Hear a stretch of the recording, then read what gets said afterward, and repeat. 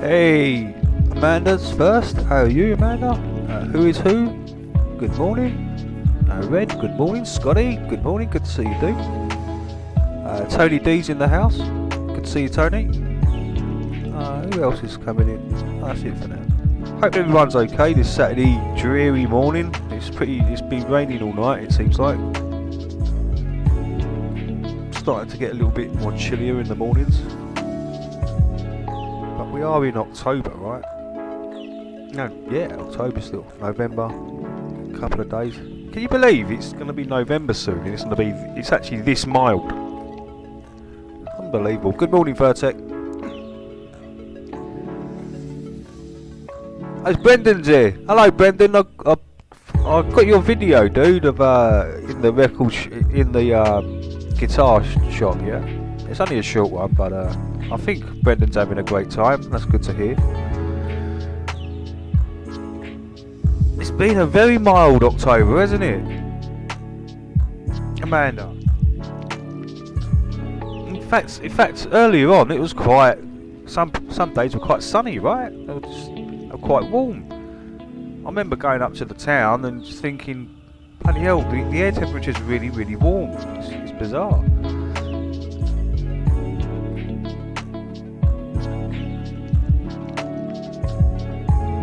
Yeah, too warm for coats. Only a couple of cold days, yeah, that's all I can remember, Red. It's not been constant, has it? It hasn't been like constantly like cold for a week or something. Just the odd day here and there has been cold. Other than that, it's been really, really mild. And we're coming into November. Strange. I'm not a climate tard or anything like that. Never have been. I just think there's natural processes going on and long cycles and short cycles. And the long cycles, we can't fully understand them because you're only alive, let's say 100 years. The cycle itself could be thousands, yeah, could be tens of thousands, right? And you're just a tiny little. Winds from the southwest make it milder. Yeah, the southwest. Yeah, that's right, Tony. Yeah. Anything comes up from that southwest area normally brings a lot of like mild and warmer temperatures.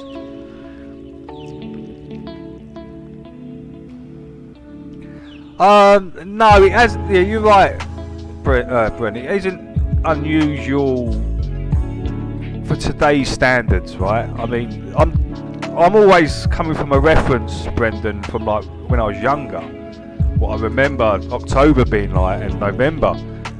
I remember there being like a foot of snow, and it's been absolutely like, I'm talking about -5, -10 sometimes outdoors. At night it was that cold, it was snowing constantly. Even Christmas Day I remember there being like a foot of snow. It was just, but compared to now, we don't see any snow, right? Snow is I play golf in November in t-shirts. Got ruddy awoken at 3:50 a.m. by the cat bringing a mouse. Oh yeah, they do that with birds as well, don't they? Mice and birds. She jumped onto my bed and oh god, that must have been. Yeah, that's right, Amanda. Firework night, right? November the 5th. Everyone had their local fireworks, right? Now remember when you was a kid and my dad used to walk us there, right, up to the town, and it used to be in this big field, basically. And yeah, we used to have gloves, woolly hats on, a couple of layers, right, big jacket, and walk up there. In sub-zero temperatures sometimes, it used to be absolutely freezing. And when we got back, we had, I can't remember, was it pancakes or something? I can't remember what it was. It was something with lemon and stuff on. So, yeah, I remember the temperature and the cold clearly, because I don't like the cold. I've never really liked the cold. I'm more of a high temperature sort of person. So, hey, chill, welcome, dude.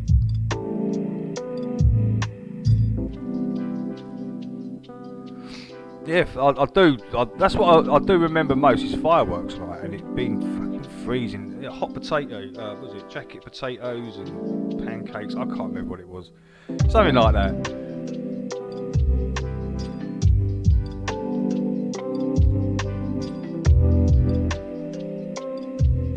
I'm just gonna make a drink, guys. Be back in a sec.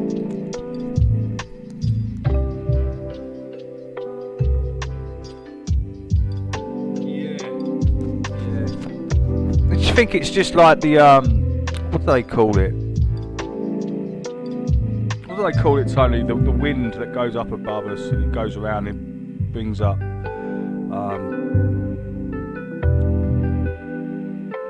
Yeah, from the.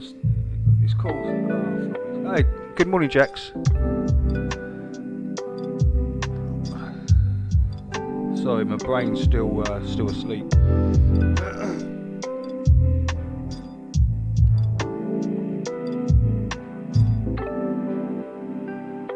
We've got these like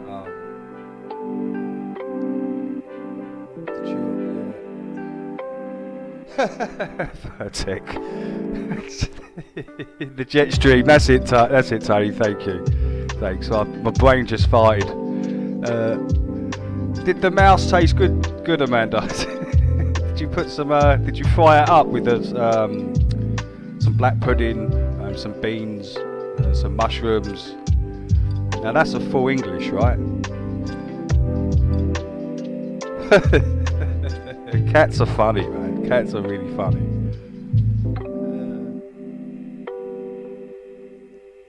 How are you, Jax, this morning? Hope you're good.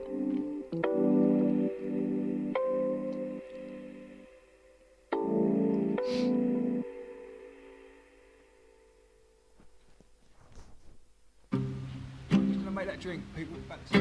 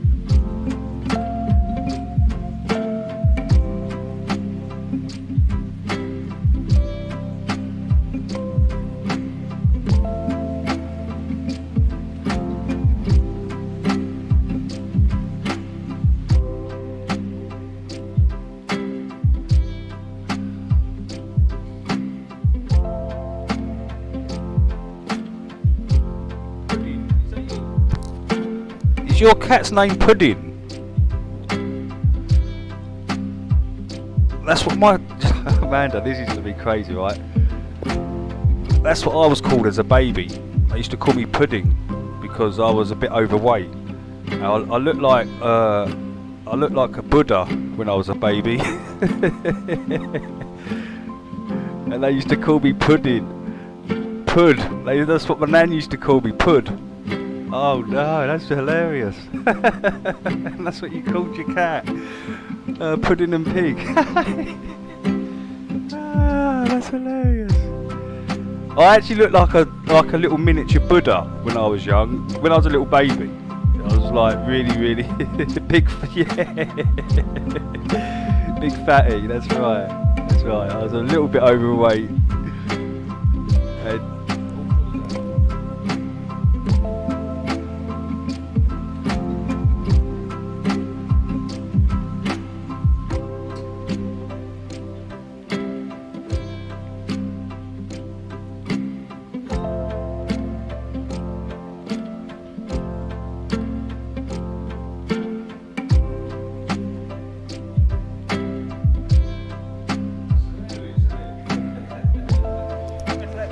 Hilarious.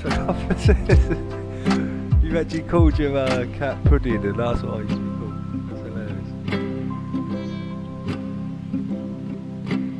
hilarious. Hey, good morning, Simon. How you doing?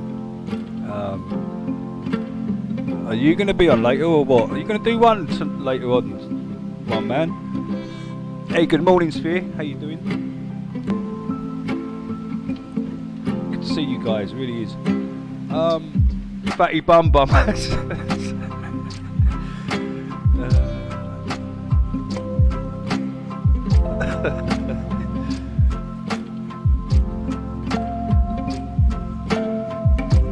Oh, you're doing one today? Brilliant. That's alright then. I can come off. What time can I come off then, Simon? If I just do an hour show today, you can take over, right?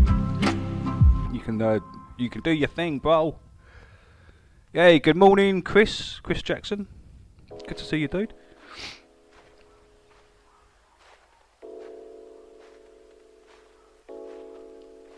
Alright, mate. No probs, man. That's all good.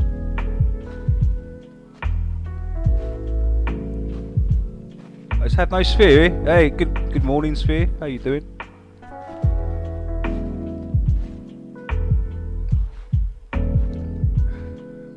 Where's Blarky Blark?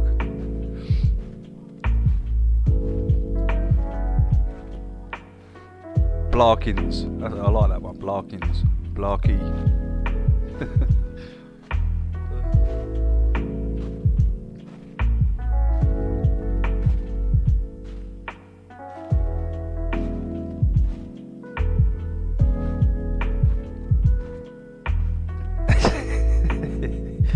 Yeah, no, I chill. I will do more than an hour. I'll do up to 1 o'clock. I'll do the normal Blarkers.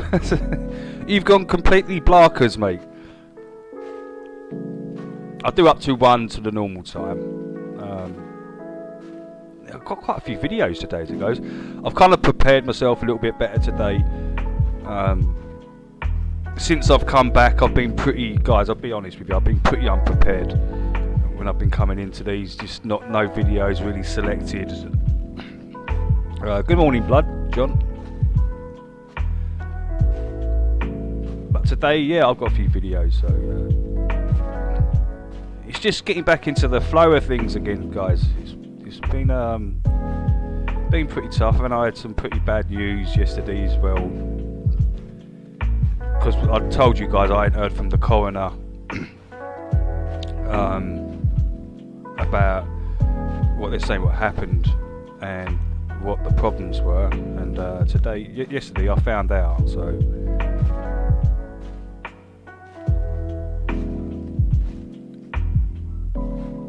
yeah, it is, man. It's nice to have a random. So yeah, I found out. This is just half of it, guys. My brother had an excessive amount of diazepam, liazepam, and methadone in his system,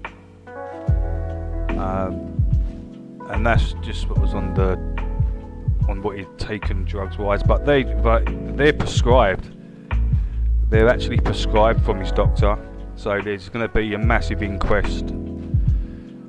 Next year there's going to be a huge inquest about why was my brother being given all these fucking drugs.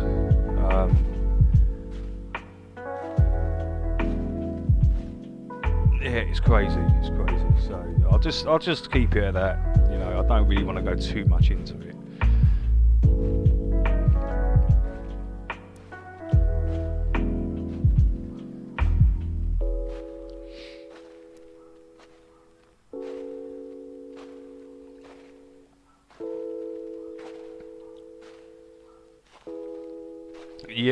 Yeah, I know, Amanda. It's, I don't know how to take it forward. I don't know whether I should take it forward or just let it drop. See, my brother, he's been taking stuff like that for quite a long time. He had problems since he was young, right? They tried to calm him down. There was no calming him down. He did everything excessively, you know. There was no like half stepping or half glass full and all this. He went 100% and beyond in anything that he did. So, you know, I'm just thinking, you know, once you kind of get friendly with a doctor, you've had the same doctor for years and years, you can kind of twist their arm, can't you? You know, you can kind of go, come on, Doc. You know, maybe that's what was going on, and my brother was being prescribed more stuff than what he should have been. I mean, to be mixing diazepam, liazepam, and methadone together, I mean, that's a cocktail of death right there, isn't it? That's a fucking hell, man. That's yeah, it is. I've been on tramadol, yeah. So Chill's been yeah, but Chill. Is that just one, yeah? Tramadol. Have you been prescribed anything else?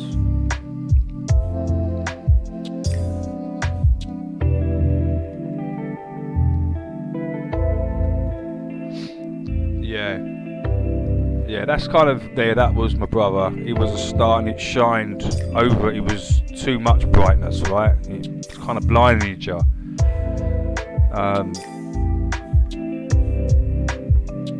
It's a negligence case for sure. Yeah. Amtriptyline. Yeah. Oh, Chill. Do you think that's got something to do with 75 milligrams of? Chill. Do you think the triptyline and the what was the other thing he was taking? The tramadol. Do you think that's from taking drugs from the rave times? Do you think, you know, all them ecstasies and stuff that we took all back then? Because you know, you only got to change your chemical brain stuff. You know what's going on there, just slightly, and you're going to feel different, right? Do you think it's connected to back then, or is it something completely different, Chill? I might be just going off on one, so.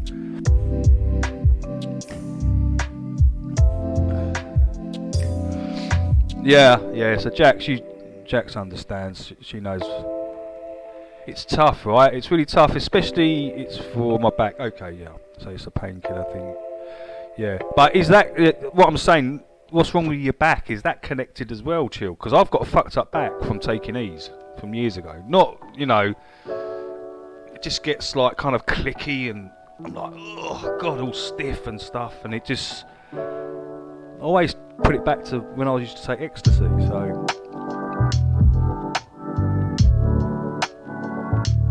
Oh, wicked, Brendan. Brendan's daughter's just bought a new guitar, a Fender acoustic. It's all blood connected. Yeah.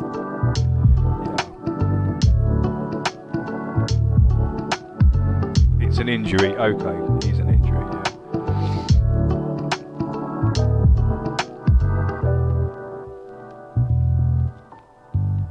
No half measures. I'm sort of reading down than reading up, so I'm catching all these like all weird times. No half measures, added David. It's how it is. So sorry. Yeah. I mean, I tried with my brother so many times because I'm the older brother, and but there was no stopping him. Whatever you said, whatever I said, my mum said, or my dad, and plus I've got two other brothers as well. I've actually got a half brother and a step brother, and you know, when I tried, it might have like sunk in about 1%. You know, he had other problems, so it wasn't just I think the drugs was just an escape. It was just an escape, right? It's a tough one. So yeah, you know, whatever happens, I'll keep you guys informed. I don't mind talking about it. I really don't. You know, a month ago I probably wouldn't have been able to, but it seems to be getting easier.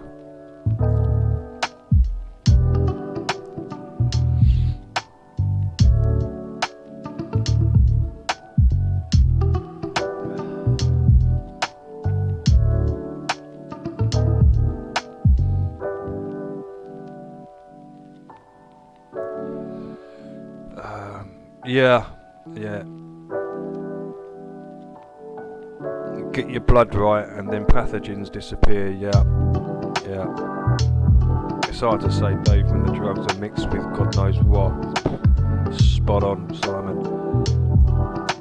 I mean, these pharmacy drugs, to me, they're just a slow death. I've never taken any pharmacy, any sort of pharmacy drugs. I've never taken.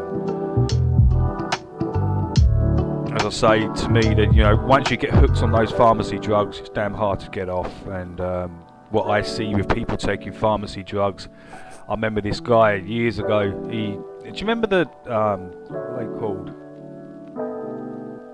Not diazepam. There was another pan years ago. They come in little eggs. I might have told this story before.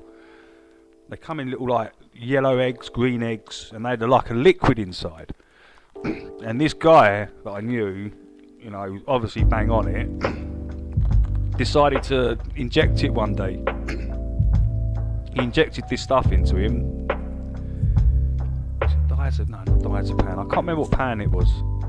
Maybe one of you guys can remember. The little eggs fill up with liquid. Used to make people go to sleep. So he decided to inject this stuff and he died. Flashing the pads. Vertic, I'm trying to be serious. Stop making me laugh. Flashing the fucking pan. Temazepam, thank you, Scotty. Yeah, that's the one. Temazepams, yeah. Marzipan. Marzipan. Yeah, so it was the temazepams, right? Yeah, he died from that. So, but it was, I've always, when I see people on these kind of things, they look like 20 years older than what they are. And these are pharmacy drugs, right? So yeah, I'll stay away from all that as much as I possibly can. I mean, I don't even drink alcohol. I haven't drank alcohol for how long? I can't even remember. I might smoke a little bit of weed, but that's it.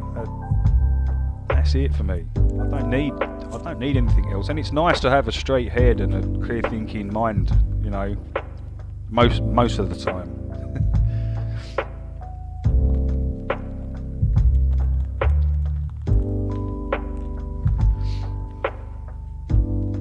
Yeah, nice one, Simon. Stay away from them, dude. Stay away from them. They're nothing but trouble. A Capricorn is a Vertic Capricorn.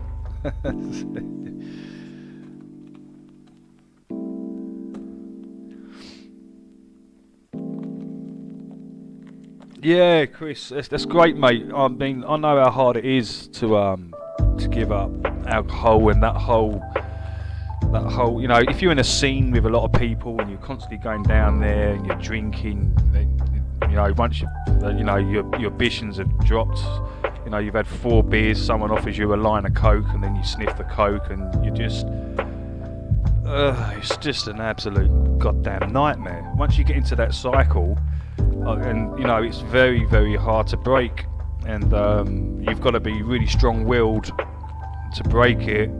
Because what you've got to do, you've got to break the cycle of friends that are surrounding you. Once you get away from them, then you've probably got a chance to do it. Other than that, you're probably, I see a lot of people now that I've got away from that are still doing it, and they look an absolute mess. They really do.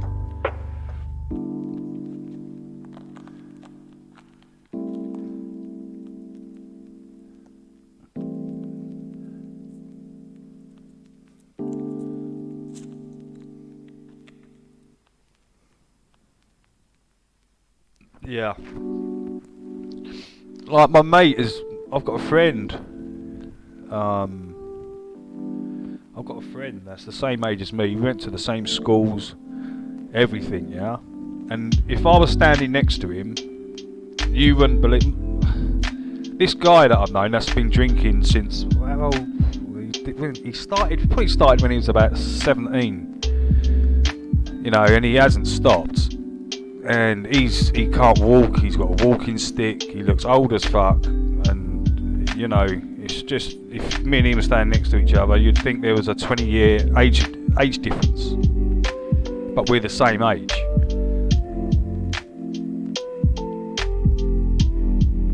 Yeah, walk away from the whole shebang. Yeah, and it is, you know, you've got to have pretty strong willpower to do it, because it's really, really tough. Especially the drinking side of it, and the social side of it. It's intoxicating, right? You've got all your friends there, you've got some fit girls there, you know, you're fucking Jack the Lad, you know, everyone's laughing and you're drinking, being a twat and sniffing and taking all these drugs and and you can get trapped in that cycle. Well, I did, you know, and it's just it's good to look back on and see what I went through to get away from all that. And it was needed. I'd been taking drugs for far too long. I mean, nothing like what I said about my brother. You know, I was more into going out raving and having a good time, and ecstasy and cocaine. They were basically ecstasy, cocaine, and alcohol. And the whole social setting of it all. That's what I was really into. Plus, I was DJing and doing other stuff, and yeah, that whole it's tough to get away from. But once you do it, it's really satisfying. It's really satisfying because you realise you're stronger than what you thought you was. You know, you've got away from these people, you've got away from the drugs, and I did that all on my own. Stopped alcohol, ecstasy, cocaine. I did it all on my own with no help from the doctors or anything. So you know, you realise, you know, in yourself that you're stronger willed than what you think you are. For chill, it's easy. I was shocked and never knew. Oh, is he talking about? Our best mate died in a car crash. He had everything in him. Yeah, all the names of the stuff. Was it? Oh wow. Damn.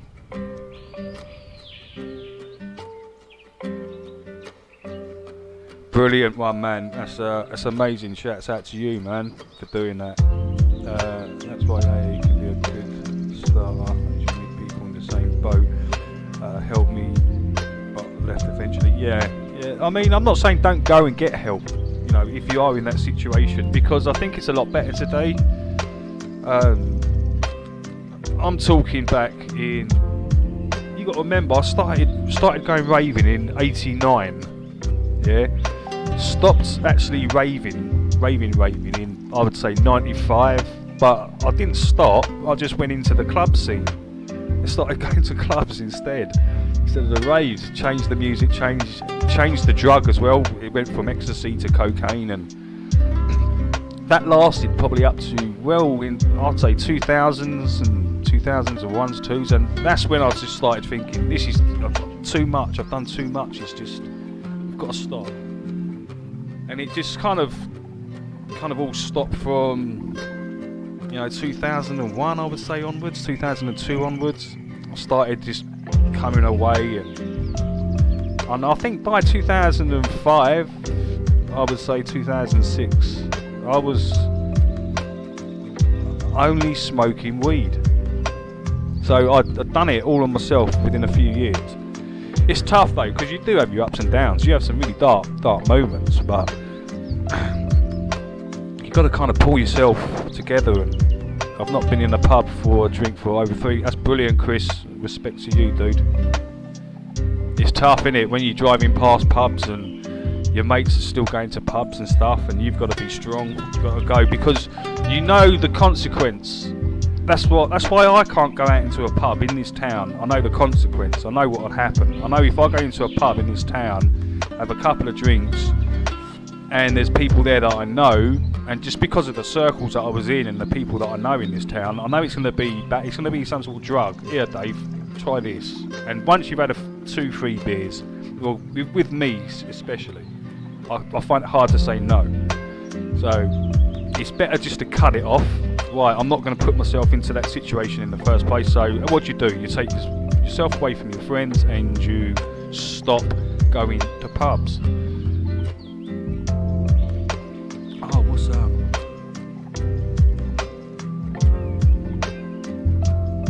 2 days later, if I missed something there, chill. What's he say there? You just have to get away from them. Yeah, yeah.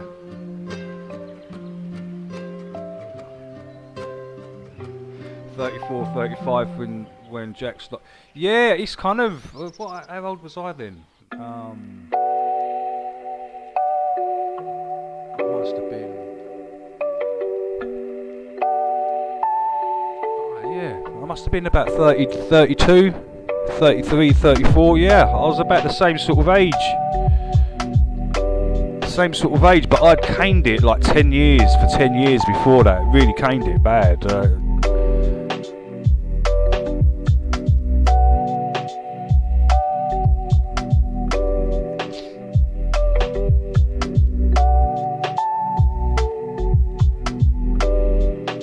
Yeah, Red. Yeah. The smoking ban, right? Was that 2007? I'd given up though by then. I was sort of trying to get myself straightened out, and in 2007 I went to Australia for 3 months and had a great time over there.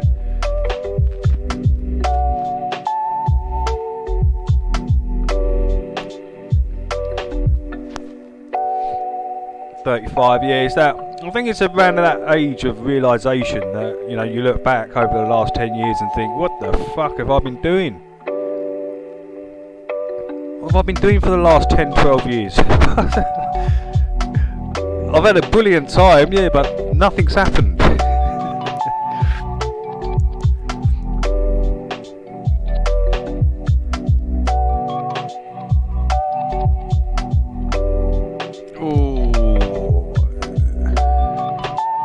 A lot of willpower, that, Chris. We had a big company barbecue this summer with a free bar. Yeah, so the bar was free. I was ordering pots of tea. Yeah, good stuff, dude. That's really good.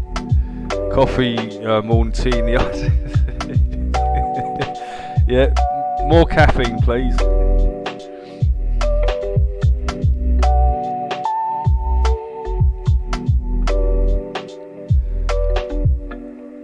So Vertex took lots of Owsley acid at 17, 18 years, never been the same since. Yeah, I don't think... Same with me, Vertex. I took...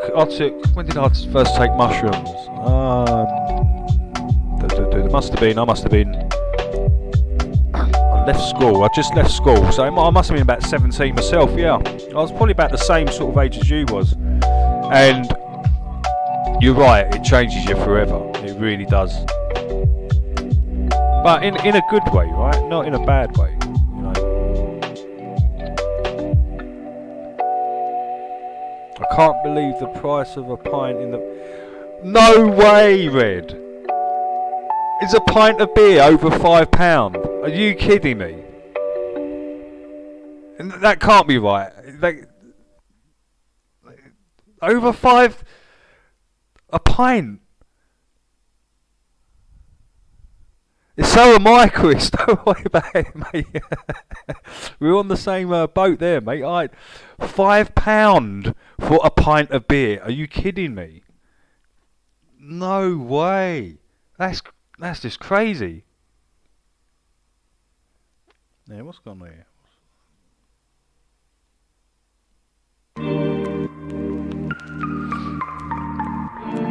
Oh, what? That is crazy, Red.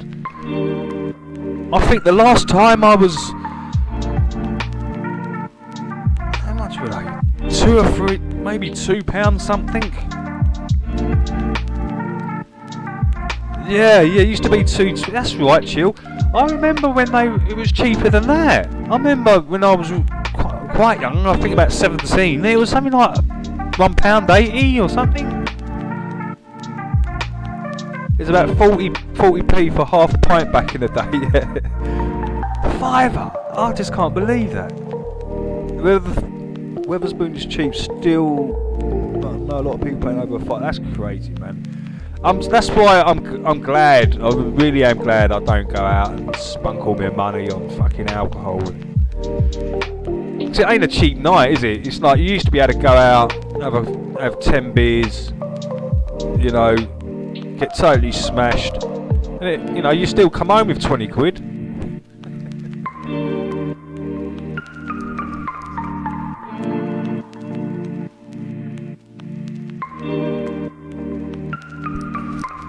go out with a quid. I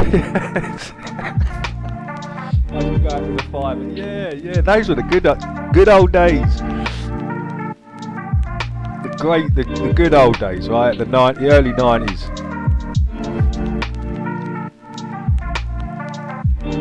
I mean, just look at the difference from back then till today.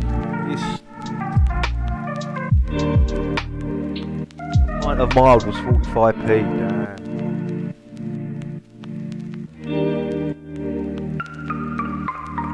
The last pint redhead was a Guinness in Wetherspoons, and that was £4. Even £4.10 red. Jeez, that's a lot of dough. 20 quid was a week's wages. Oh.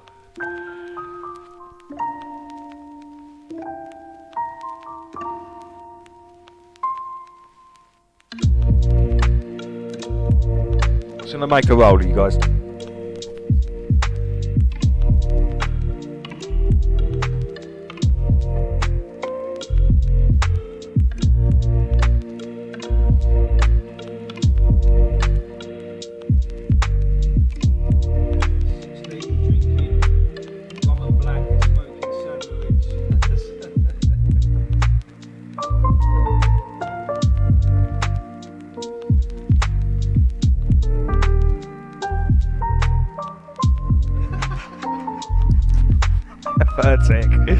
God, just show your age. I remember being furious when an OZ of solid went up to 10 quid. That's it. That's hilarious. That really is. I remember getting angry when it went from 70 quid up to 100. Right. So I remember when it was like 60, 70 pound an ounce, and then it went up to sort of 80, then 100, and I was just like, what the fuck? So what you had to do, you had to go out and buy bars of it, 9-ounce bars of it, so you could get the price down cheaper. So you buy like three or four of those. And you'll get quite a good deal. Other than that, you're paying top whack.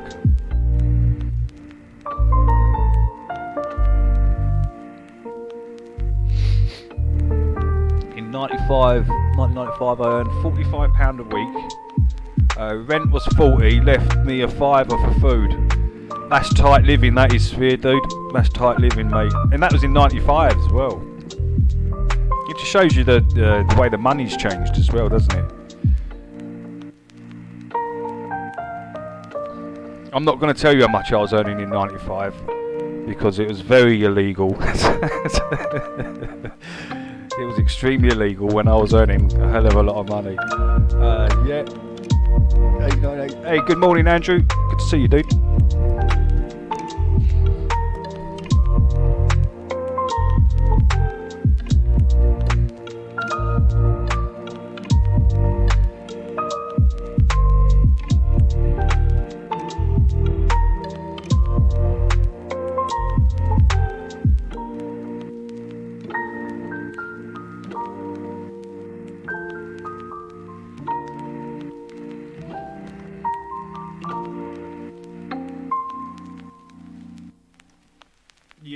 Yeah, that's right, Sphere. If you're in care work, it's not for money. You do it because you want to do it and you like to do it, right? You like to care and help people. That's just naturally in you, yeah, Sphere?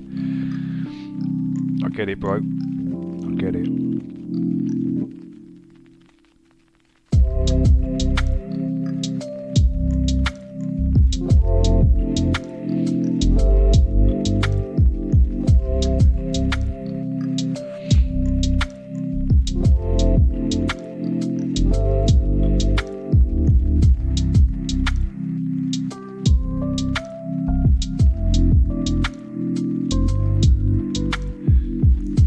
I mean, like, if you didn't work back in the early 90s, right, in the real early 90s, if you didn't work, you was on the dole and stuff like this. But I was lucky. My granddad owned like an engineering firm, so I was kind of sorted straight from school. Plus, my older uncles knew a lot of people that could get stuff, if you know what I mean. So it was naturally for me to work my natural week, then take that money that I'd earned from my granddad, invest it into my uncles, and get treble back, right? So that's kind of what I was doing. So I wasn't loaded, but I had enough money to go out and, you know, buy Nike Air Max and get myself kitted out and all this sort of stuff, right? So I had enough and a little bit more back then. So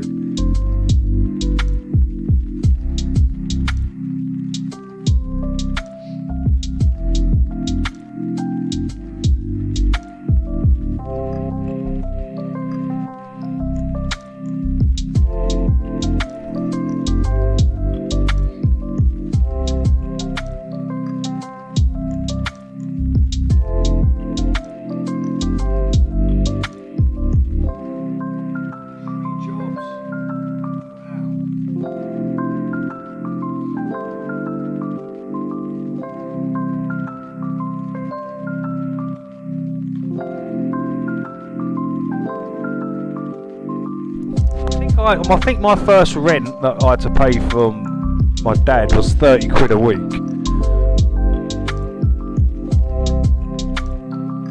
It started off at 30, but I think I was only getting, when I left school, 150 quid a week.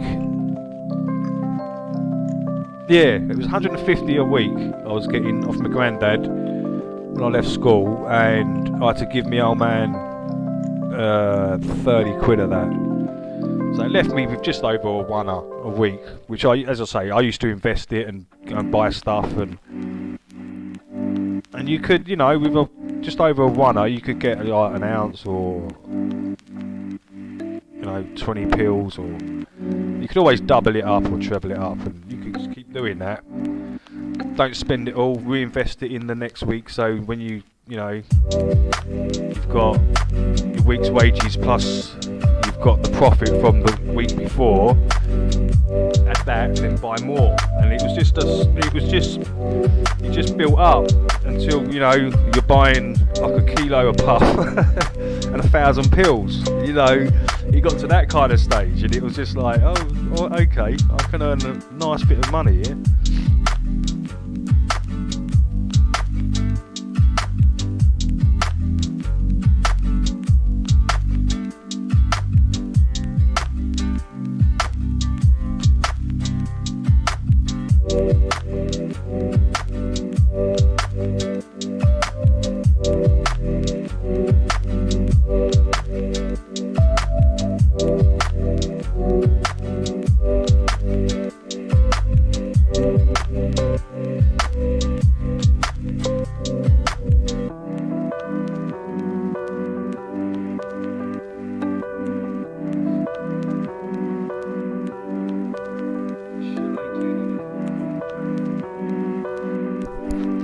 I did have a paper round when I was at school. I had a paper round. That was how old was I, man? I must have been 12 to 14 or something like that. 11 to 14.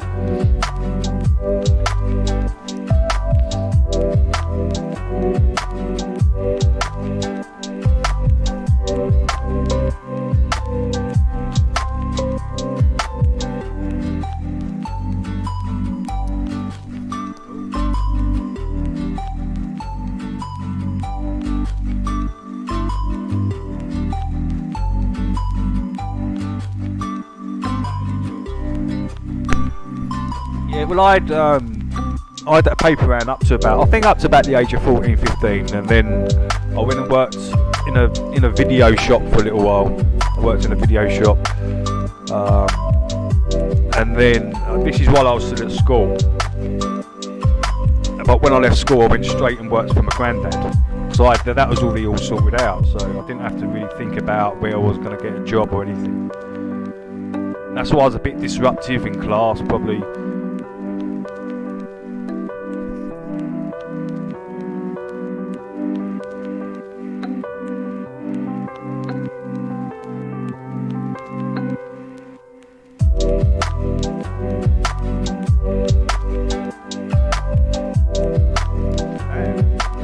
nearly an hour's gone and we haven't mentioned Flat Earth, Sciman CCatz,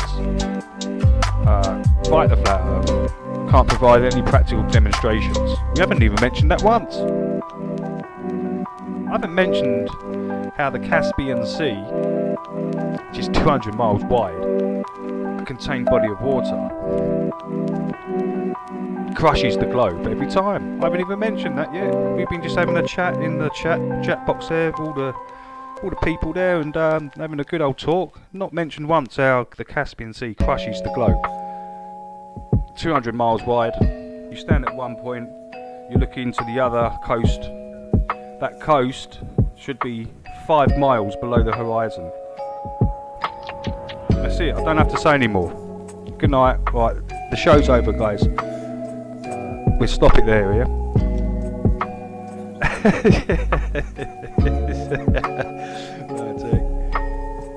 Oh, it's been really nice, Amanda. It's been really nice.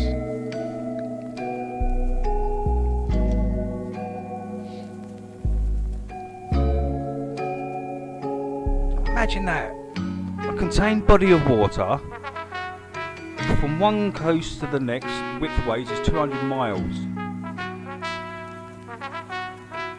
According to their maths,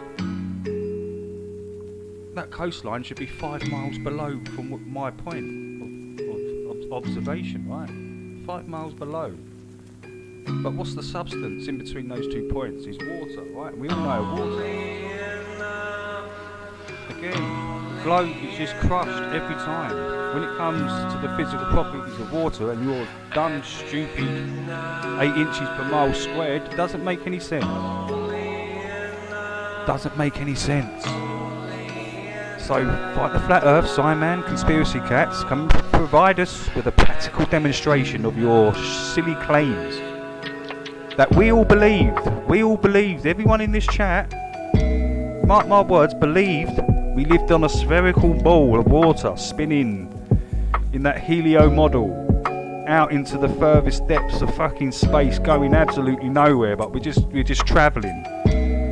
We all believe that. So you come and provide us with that demonstration of this spinning water ball in a vacuum. You come and provide us with that demonstration and we will all gladly jump back onto it with you. But until you can show us this practical demonstration, which we've been waiting for over 7 years now, we ain't going anywhere.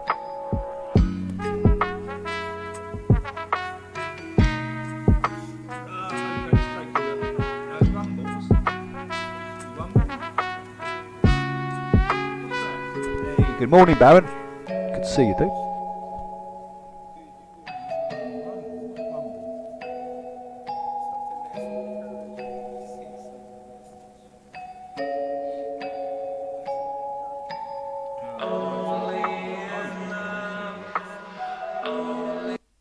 Let's take a look at what one man's just posted in there.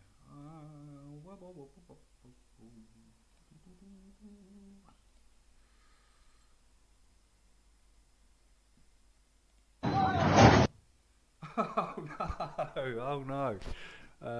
Let me just let me make sure that you guys can see it, because I just want to make sure.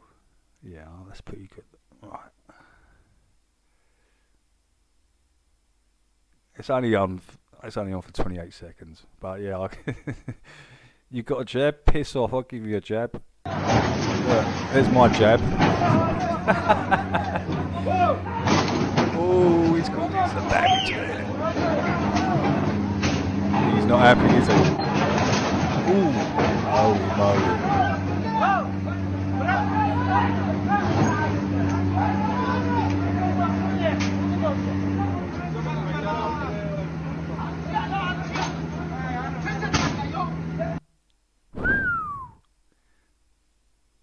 That's pretty crazy, that. How much damage do you reckon he cost him there? Well, that's what people are going to start doing. People are going to start doing stuff like that. You can start retaliating, you know. You've got to remember, you've got to remember something. You're literally 4 to 5 mils away from committing a really bad crime. You've got your family to protect and look after, and then you've got employers saying you can't work for us because you haven't had this or you haven't had that. People are only going to tolerate that so much until they start flipping out. And as I said, you're literally 5 meals away from committing a really bad crime. Especially, you got your family to look after and stuff like that, and you do anything for your kids. And when it gets to that point, there's nothing that will stop you getting food or water. Nothing.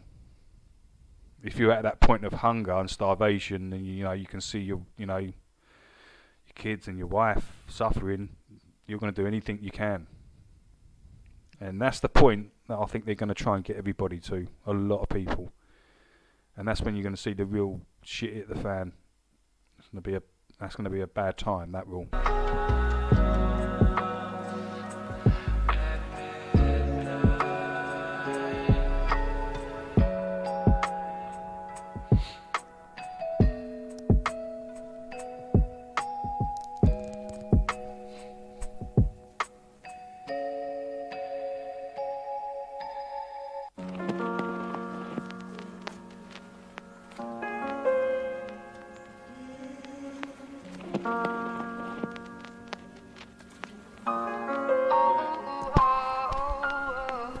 You're right, Chill. A lot of these, countries that we call third world, they're already there. They're already at that place.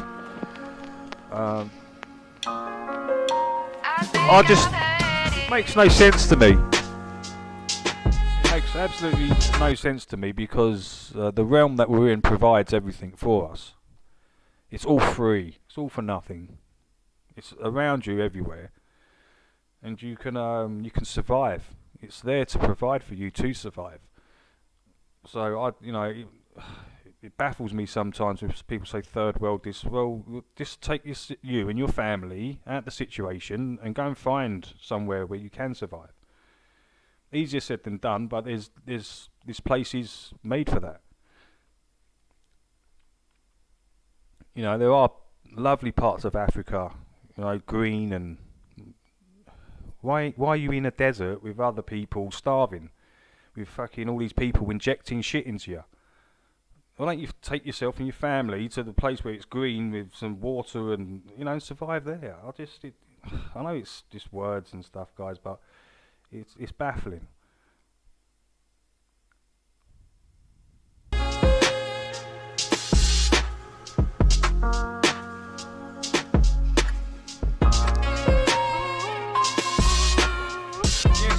Yes, Baron, and 100%. All the cures are here, all the medicine is here, all the food is here, the air, the water, it's all provided for us.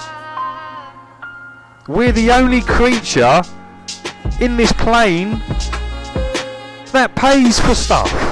Every other creature, bar none, it's free for them. It's mind-blowing. It just does my head in, man. Hold on, let me just... What's going on with this bloody goddamn music? Why? Bloody annoying. Yeah, so, it's providing everything we need is already here, but for some reason,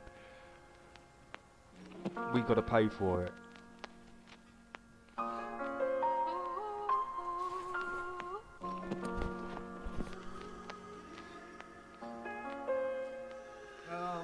I don't know who to blame, Scotty. I really don't. Yeah, there's probably part to do with it. It could be anything though. At the same time, we class all the animals as dumb. Yes, exactly, Simon. External growth and special free source link.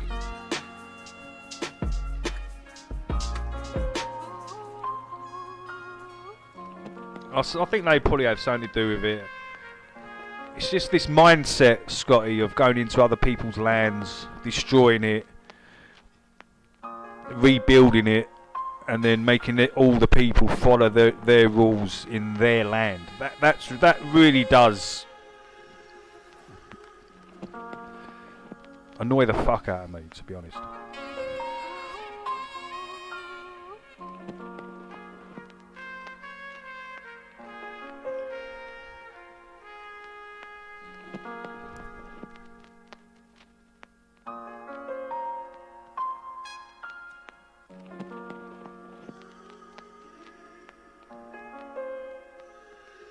Yeah, capital.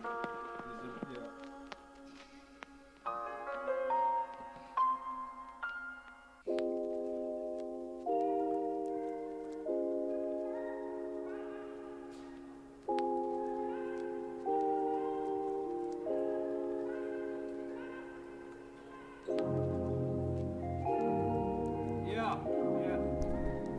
Once you understand this place and the realm that we live in, that's absolutely correct, Tony. There's a plant for every illness. There's a plant out there that cures everything. Different types of plants for different illnesses, right? That's what a lot of them are here for.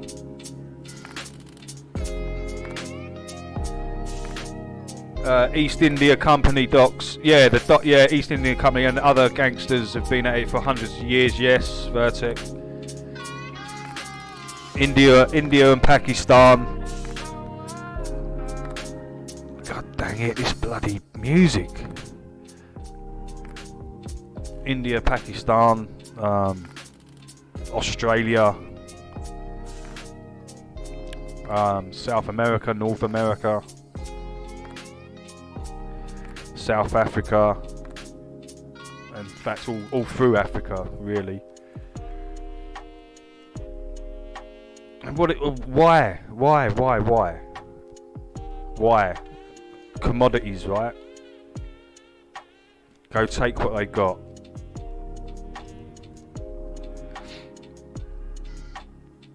Which is a terrible mindset. It's a disgusting mindset. The Afghanis with the heroin, that's right, Chill. I mean, I don't know, Chill might be able to explain a little bit more. Some of the reasons why they went into Iraq. The Taliban had stopped production, don't quote me on this, right, had stopped production of heroin down to something like 1%. So 99% wasn't being produced. So the Taliban had stopped the production of heroin down to 1%. The US and the English go in, and it's fully back up, producing back up to 100% again. I mean, you see all this stupidness on TV, right? Of them burning piles of this and burning piles of that, but that was just for show. That's just the propaganda. That's just to show you, oh, this is what we're doing. When really, remember the magic trick? We show you this, and we're doing the real stuff over here. That's all that is. So the Taliban stopped heroin production down to 1%. The English and the US went in there and got it up and running again. All the fields up and running again. I wonder why.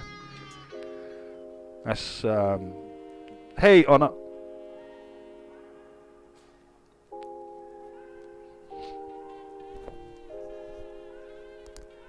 Resource and secure and control. Yeah.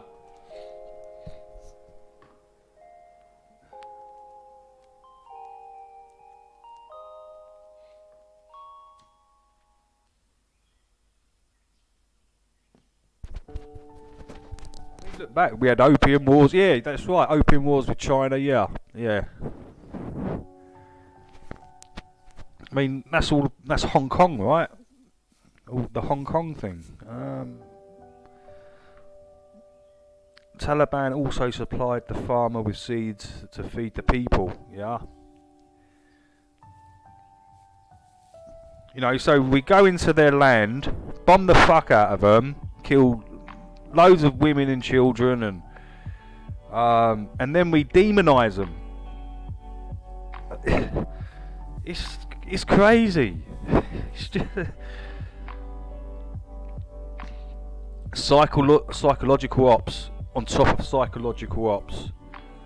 In fact, your whole life is a psychological operation.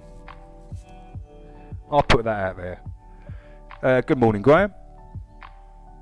to see you, dude. I was in Libya just before the central bank invasion. There was billboards everywhere advertising the gold. Whatever. Yeah.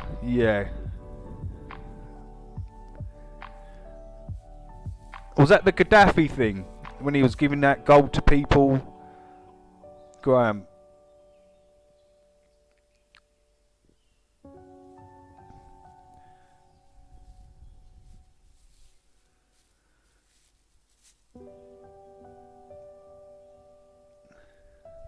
See, you know, they make these weapons, they're constantly making these goddamn weapons, and they need places to go and test these weapons out in real world situations, let's say. And what better places than Iraq, Iran, Libya? You know, people that don't conform to their ways, people that don't want their money, you know, hold control of the oil, hold control of the opium. Why not go in there and destroy it all, rebuild it, and, you know, send their whole land into chaos, absolute chaos for 10, 15 years, and then oh, we're going to pull out today, and then it's the Taliban's fault because the US are still in there, and so it's just a bunch of bullshit.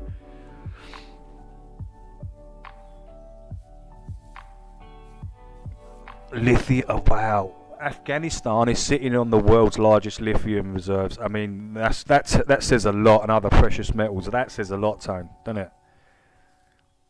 That says a lot, man.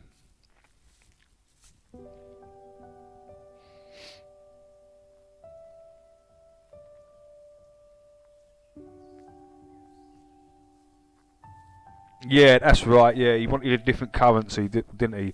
And he got, you know, fresh running water to all the towns. This is Gaddafi. You know, he used to give his people money, literally give it to them.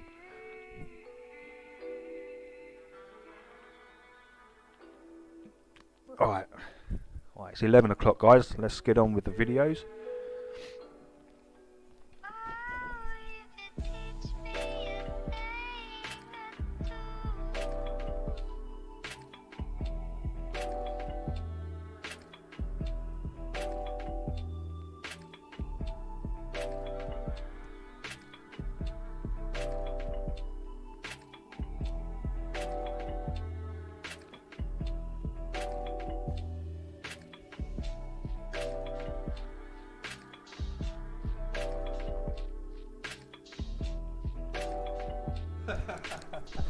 Yeah, I'm looking forward to that as well. Well, man, I'm looking forward to Brendan's green screen antics.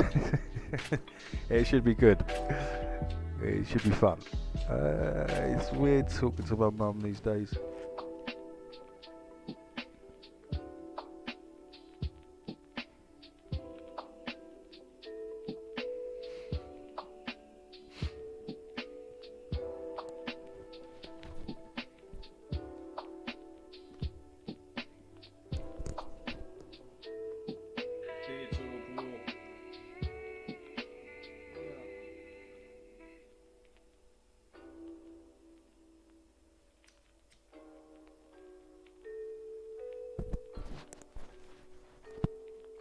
Try to make it.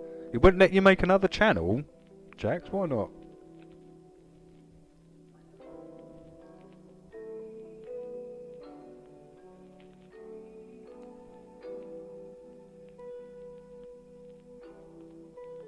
Alright, Brent, no problem, dude. Gaddafi built a pipeline for all of Africa to have fresh water, one of the first things the West destroyed. Damn, who is who? That's, yeah.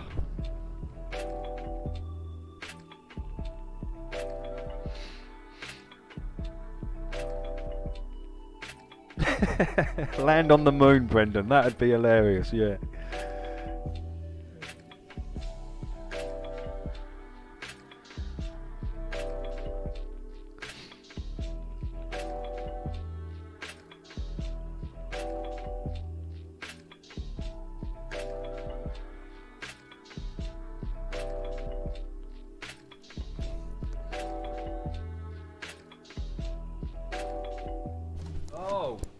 something about your phone number being used already, right?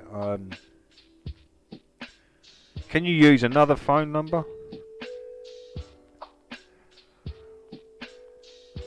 Buy yourself one of those burner phones, Jacks. You know, they're only like 10, aren't they, or 20 quid from Tesco's. Use that. You can receive messages on them.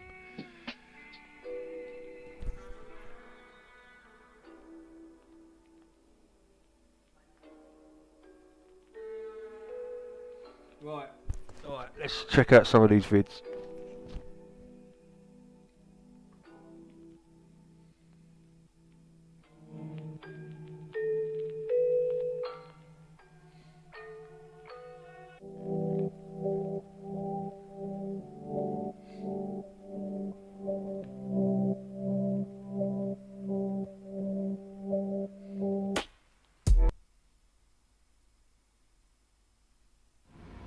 Today I'm going to show you how silly the globe Earth theory is, using 2 points of reference, the horizon, and of course the globe mathematics. Bear with me.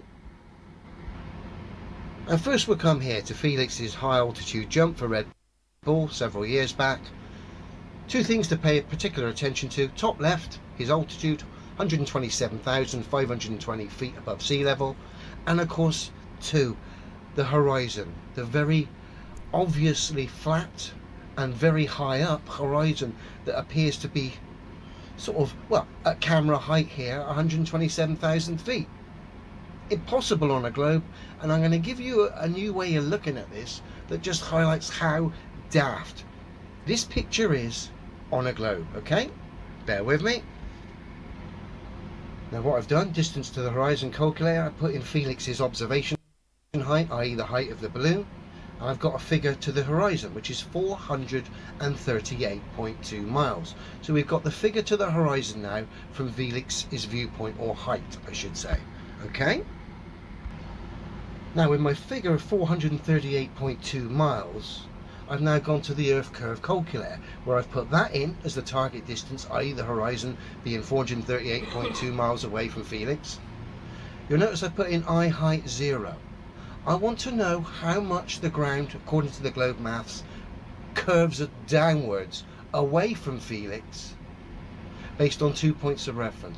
One, below Felix, the ground below Felix, and two, the horizon Felix is seeing, 438 miles away. I want to know, according to the globe mathematics, how much that horizon is supposedly curving from the ground below Felix to the horizon. I want to know. So we calculate, and we get a ridiculous figure of 127,661 feet of curve between the ground below Felix and of course the horizon Felix is looking at. Bear with me. And now we come to this side profile showing how ridiculous this is on a globe. The 2 points of reference at the moment are Felix, 127,520 foot up in the air, and me, below Felix on the ground, okay, 127,520 feet below Felix. Of course, the horizon that Felix is seeing was 438 miles away, according to the globe maths. Now I'll start from the ground up. I'm below Felix, and that horizon, which is 438 miles away from Felix, for me being on the ground, the horizon that Felix is seeing is apparently 127,661 feet below me while I'm stood on the ground. Think about that. I am on the ground below Felix, and according to the globe maths, the horizon Felix is seeing should be 127,000 feet below me, and I'm on the ground 127,000 feet below Felix. Think about how ridiculous that is. Of course, when we go there, it's obviously ridiculous. You'd never see that horizon there. Particularly given the fact that globe maths says when I'm at ground level, that horizon Felix is seeing should be 127,000 feet below me. Obviously 430 odd miles away. Clearly ridiculous, considering Felix can see it right there. And what does the globe math tell us that that horizon should be in relation to Felix's position or altitude? Well, according to the globe map, that horizon which Felix is seeing should be 255,181 feet below Felix, or the camera's eye level. Look how ridiculous that is when you compare that horizon of a world record jump using the globe mathematics and of course 2 points of reference and the horizon. It's ridiculous. Felix is up there 127,000 feet above me. I'm on the ground. The horizon Felix is seeing, according to the globe maths, should be over 127,000 feet below me, and I'm on the ground. And yet Felix is seeing it right there. You couldn't make it more obvious if you tried with his space jump. All you need to do is apply the globe maths, the horizon, and of course it just makes a mockery of itself. Like I say, I'm on the ground, and according to the globe maths, the horizon Felix is seeing there is apparently 127,000 feet below me, and I'm on the ground. Yet strangely enough, Felix is seeing it right there, when according to the globe maths it should be over 250,000 feet below camera level. Can you see how ridiculous this globe nonsense is? Dear oh dear. Good stuff, good stuff. Sky 3.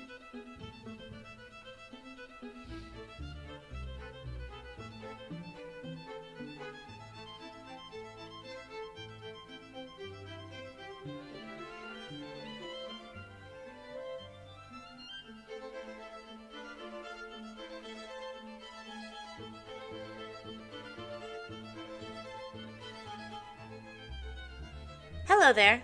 We have another set of observations from our land in Colorado to show you before we shift our focus to some new water observations.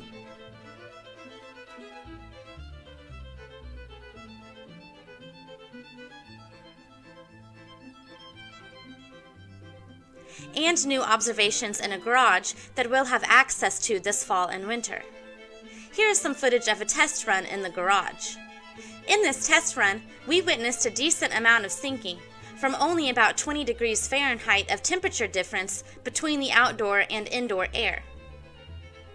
This garage gives us a bit more room, as well as a more controlled environment, than we had with the at-home observations we conducted last winter, so we're excited to try out various tests in it.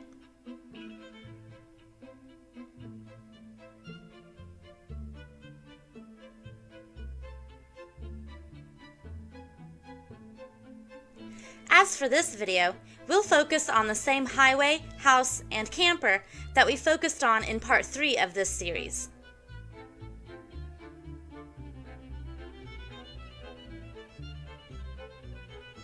And we'll compare it to a scaled micro version of the highway, house, and camper that we set up.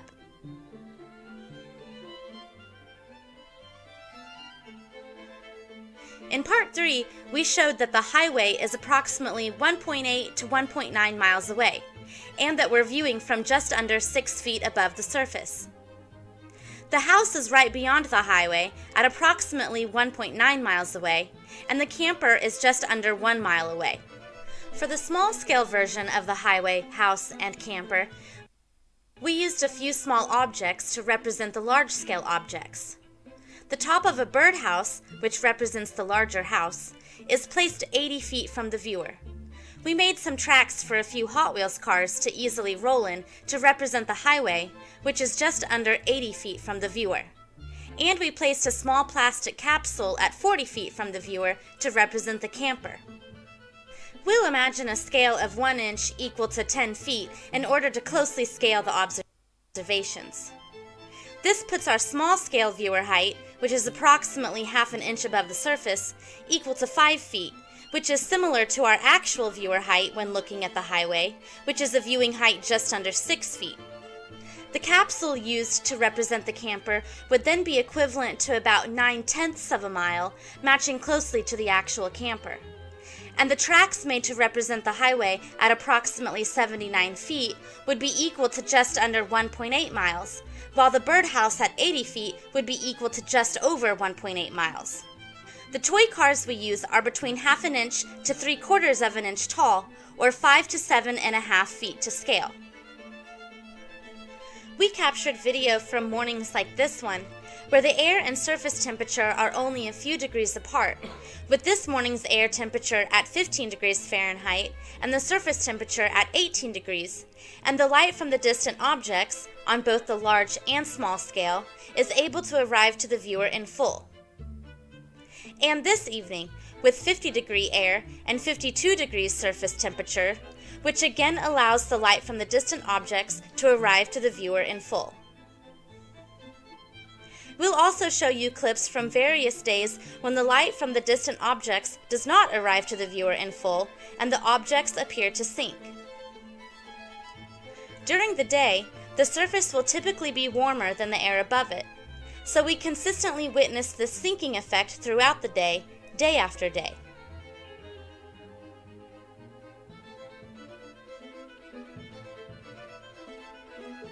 Here's an example of the red Hot Wheels car one evening when the light from the car arrives to the viewer in full.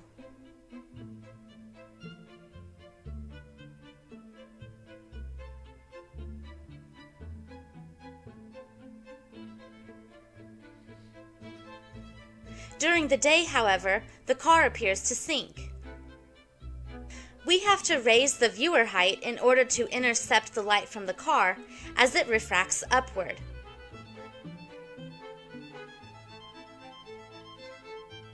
And as we lower the camera, the car disappears again.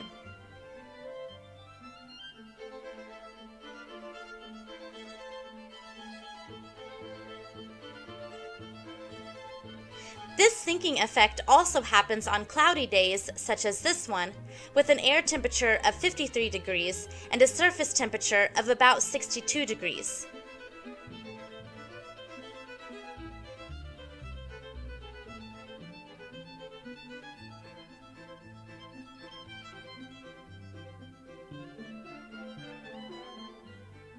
The sinking is not as drastic, but even with just 9 degrees of temperature difference between the surface and the air, the car still appears to sink. We again have to raise our viewing height to receive the light from the car in full. And lowering the camera height again makes it so that the light from the bottom of the car is unable to arrive to the viewer. Now, we'll take a look at clips from both scales during the morning, evening, and day and observe the similarities. Here is an evening looking at the highway when we can see this car drive by the house and camper. During the day, however, we're only able to see the top of cars as they pass by the same point.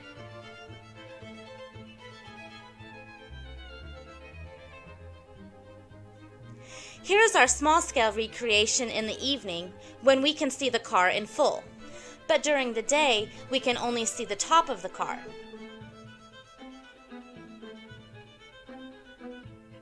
Here are some other cars passing by on the highway one evening.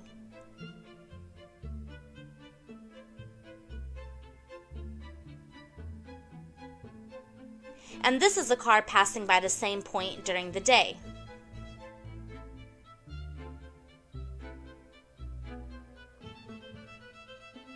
Here is another toy car on our small scale one morning.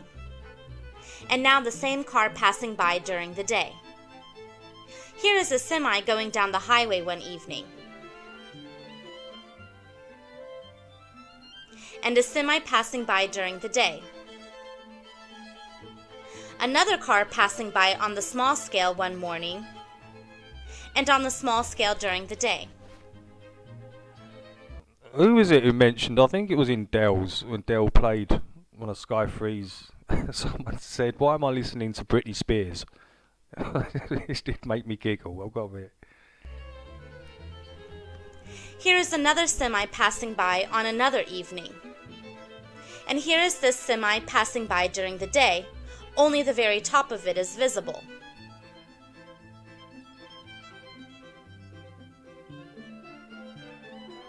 another small car passing by during the evening, and during the day.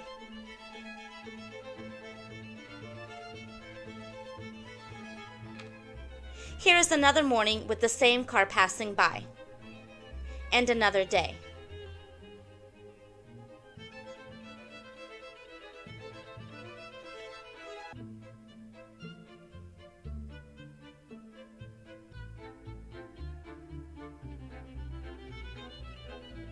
Here is the morning with the blue Hot Wheels car sitting by the small house, and it can be seen in full.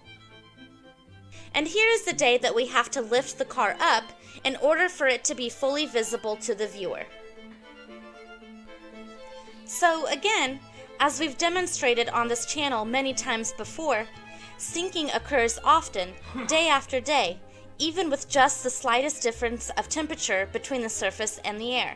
Since only a small difference between the air and surface temperatures is needed for sinking to occur, and because it happens so consistently over both land and water, this atmospheric phenomena can trick a person into thinking that they've witnessed physical curvature of the Earth's surface. What they may be witnessing, however, is the curvature of light as it travels through the air of a horizontal surface, such as Earth's plains and bodies of water. Thanks for watching. More observations are coming soon. Good stuff. Today the River Severn is going to show us all how daft this globe Earth theory really is. As if we didn't already know. Hey, good morning you. Good morning Blark. This How are you is guys? really hard work. Anyone else pop Even though it's the end of summer, the ground up on this moorland is still pretty soggy. My surroundings might look pretty anonymous, but the spot where I'm standing now is actually the source for the mighty River Severn, the longest river in Britain. And a river I'm very familiar with, as it ends actually in the channel there, and I've been going to the channel since the 70s. Let's get some information on the river. Bear with me. Let's get some basic stats regarding the River Severn from Wiki here. The River Severn, at 220 miles long, is the longest river in Great Britain.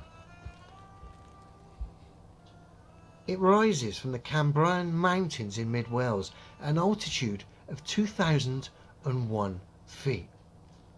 Bear with me. It's got an image showing the path of the river, starting obviously at the source, Plynlimmon, goes up, around, comes all the way down, and ends at Severn Beach, where essentially the mouth of the river, or the official end of the river, is at the second Severn crossing, which is at Severn Beach.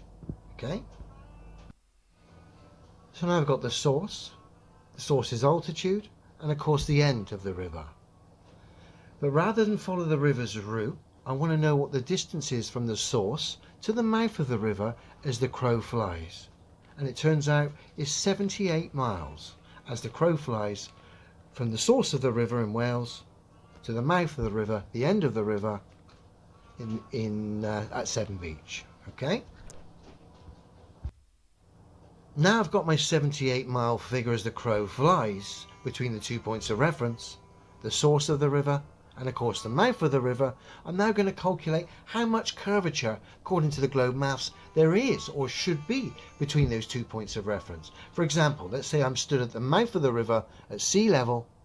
I want to know how much curvature there is between myself at the mouth of the river and the source of the river 78 miles away.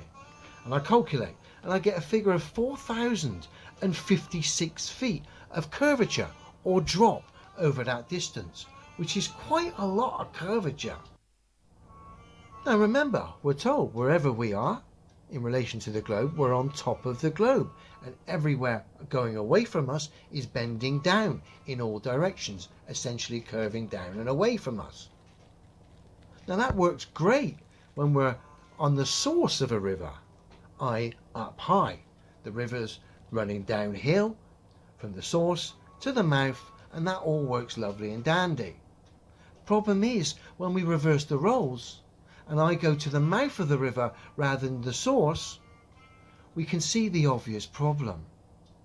The globe now starts to fail dramatically. Remember, the curvature between the 2 points of reference was over 4,000 feet. So essentially 78 miles away, sea level is 4,000 feet below me when I'm stood at the mouth of the river. We can add 2,000 feet for the height of the source of the river, but essentially the source of the river is still going to be 2,000 feet below my feet. Essentially, the river's now going to have to run uphill towards the mouth of the river. If the earth was a ball and I'm stood at the mouth of the river, and of course they tell us when wherever we're stood, we're on the top of the ball and it bends and curves away from us in all directions. Great, but it fails dramatically when we're dealing with rivers. Works when we're stood at the top, but when we're stood at the mouth of the river, you can see from the diagram and of course the globe mathematics, we have an obvious fail, an obvious problem here. Something that they're saying happens that of course doesn't happen in reality. Another failure for the globe, which of course isn't reality. Remember, the source of this river, when I'm stood at the mouth of the river, according to the globe maths, is 2,000 feet below my feet, 78 miles away. Essentially 78 miles away, curving and dropping over 2,000 feet. And then think of the mad journey this river has to make to get to me if the earth was a ball. Clearly ridiculous. 2,000 feet below me, that river has to run uphill. Think about that. That's 2 London shards stacked on top of each other. Look how tall this building is. 2 London shards stacked on top of each other is how far below my feet the source of the river is, supposedly according to globe maps, when I'm stood at the mouth of the river. Now this is reality. A level earth with highs and lows, of course the source being up high on a level earth and the mouth of the river being at sea level on a level earth. And it doesn't matter where you are, if I'm at the source at the top or I'm at the mouth of the river, doesn't matter which way I'm looking, the water is always running in the right direction, i.e. downhill. Of course, it doesn't work on the globe. It only works on the globe if I'm on high on the source. If I'm on the mouth of the river, clearly it doesn't work.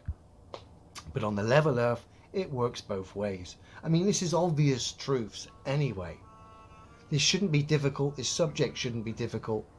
If you don't entertain the propaganda, you stick to what is, it's obvious.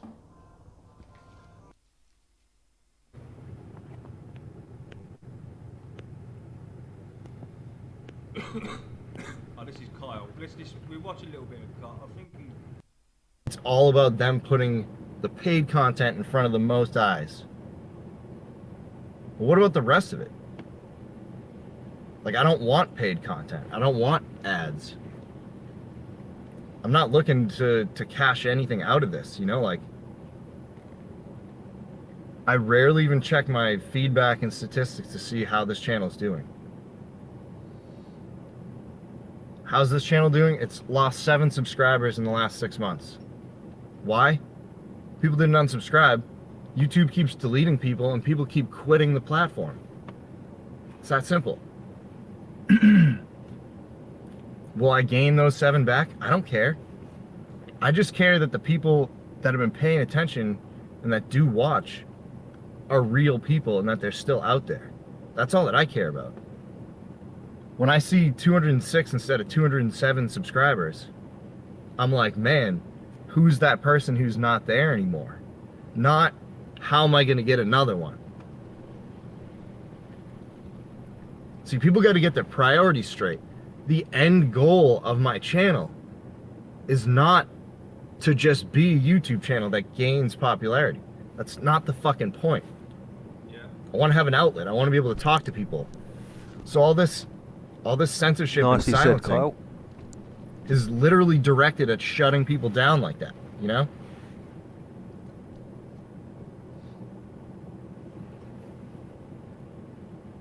I'm gonna reel it in a minute. I don't really have a direction here.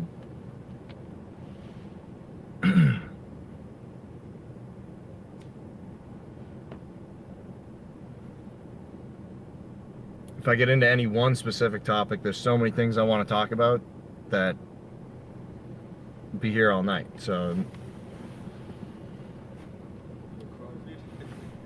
really just here to say, see what you're up to, you know? This video is not even for the algorithm or for the viewers. This is for the platform. Like, YouTube, wake up, dude. Wake up. You know what YouTube's biggest problem is? Is that they got bought by Google. Whether they sold or they got bullied into it, I don't know. I don't know. It happened really before I was paying attention, to be completely honest. I thought YouTube was still YouTube for a long time. But no, we're in a machine now. YouTube really needs to decide, and Google. Well, okay, I don't know if Google is ever going to make this decision because they seem to be a faceless monster. But YouTube needs to decide. You in it for the money, or is that not the only thing you care about? Because obviously it has to be a factor. It's got to be a portion. But is that all you're in it for? Come on.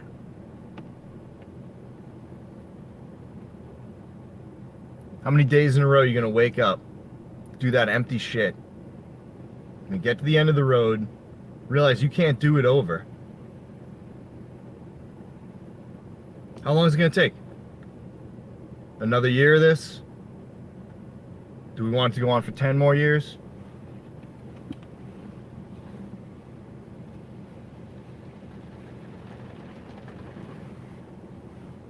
Here's a scenario, right?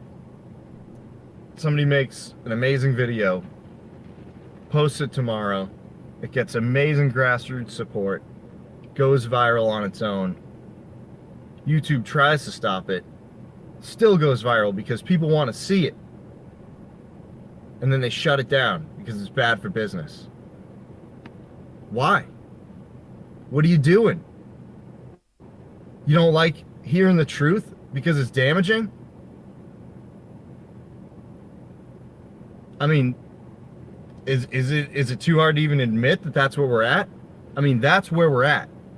Is that the truth is so damaging to the business. And the business has gotten so big. There's no stopping it without shutting the whole thing down full stop.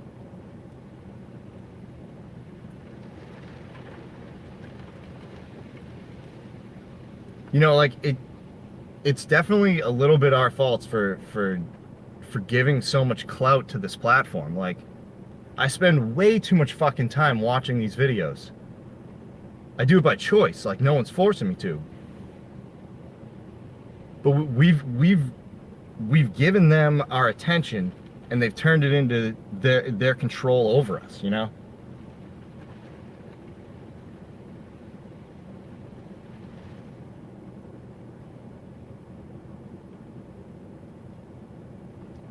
I really don't have a lot of faith that YouTube's going to make the right choice in the end. I feel like they're going to drive this motherfucker right off a cliff.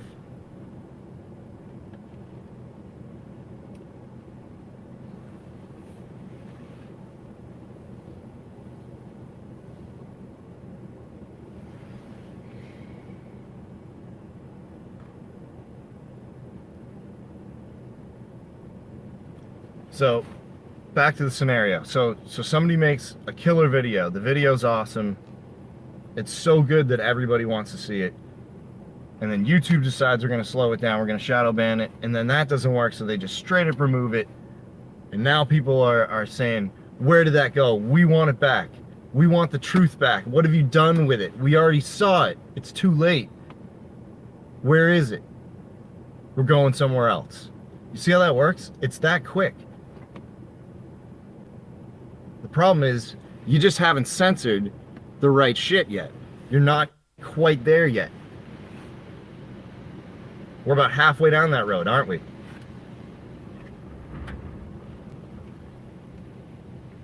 By the way, nice to see all the people that are stopping in. I'm trying to stay on focus here and not just Good morning, RH. call out people that are stopping by, but hello. we're at a point where the problem isn't just because YouTube is censoring people and that's it, you know. This is only a canary in the coal mine to the overall problem everywhere. Where the same countries that claimed that they fought for everybody's freedom and liberty are now turning around and saying that we all need to trade that for security, and you know, new rules need to be imposed, and we gotta amend our traditions. Oh yeah, and another thing, the founding fathers, they weren't so great because they threw tea out of a ship and they didn't own that tea. And yeah, you know, we're just gonna have to revise everything. We'll burn all those books and we'll write new ones. I mean, hello. Rewind your mind 20 years. Rewind your mind 30 years. However old you are, I'm not going to judge. But think back to a different time. This is bullshit. This is laughable.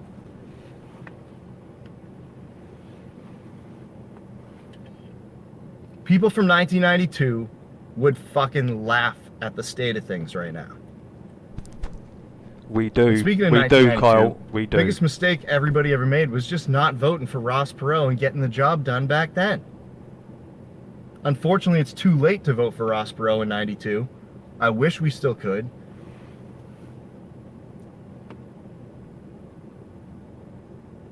But anyways, people from the past would look at now and they would say, what the hell is going on? But the problem is we all lived through the last 20 or 30 years. We've all succumbed to it and gotten used to it.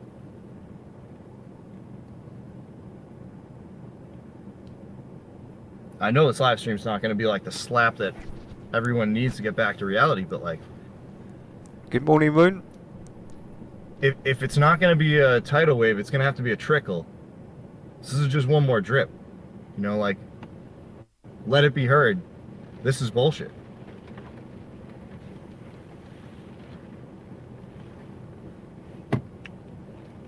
I'm actually interested to see what kind of misinformation context they try to put below this video afterwards too.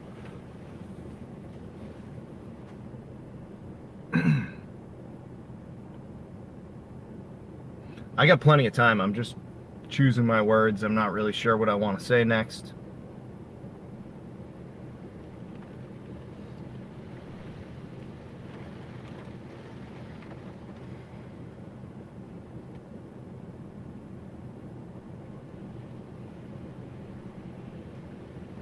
I want to know how far they take it, right? So the first question was, where are we at? Really, the second question was, when are people going to get their priorities straight? And what's next?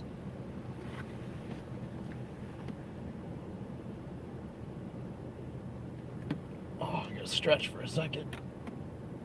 Oh. If you guys are curious, the power went out. I'm just kind of sitting here.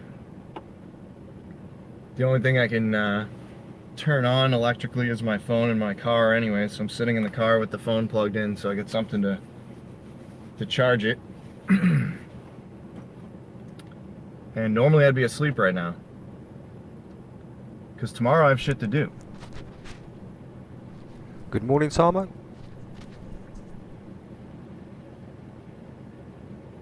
Day after day, I think about the types of things I want to get on here and say.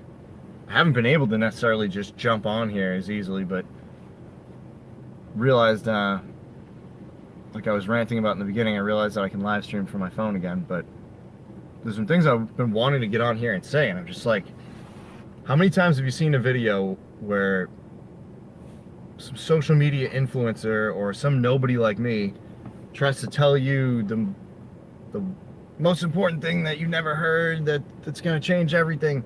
I'm not going to be able to fix it all with one video, you know?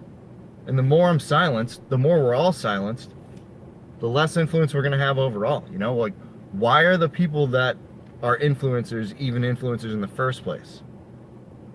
All those people are propped up. All those people come from some social networking thing it's propelled, it's meant to succeed. Like, they literally work for Google, essentially. Like, that's what it comes down to. And for all the people watching, right? For all the people watching that said a lot of these trolls are paid, they pay these people to come in here and disrupt. We're looking at paid actors, right? Ah, shit, the phone's getting too hot. So for everybody who said, you know, there's paid actors coming in to disrupt live channels, guess what? It's true. It's been true. Now it's proven.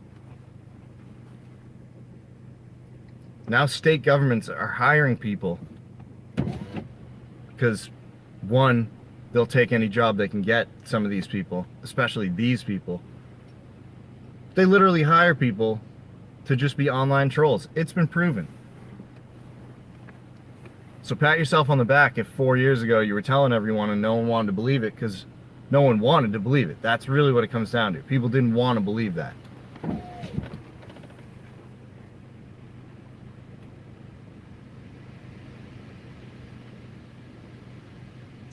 Like, here's another question. Think about the future, right? The people in the future, what are they going to say about us for doing absolutely jack shit to fix anything?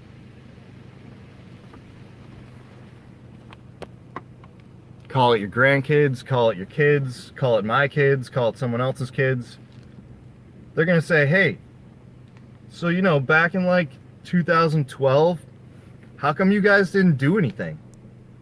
It seems so obvious. Everything was fucked up and you didn't do anything. How are we going to answer that question? Do you know what, Chill? I was thinking the same thing myself. Where is Antonio? Hope he's okay. Obviously, we're trying, you know? But I'd love to see that question posed to one of these people who's doing absolutely nothing to fix anything. When was the last time you made a vid, Amanda? Like I said, this video's not going to fix shit. My intent is there. My intent is good.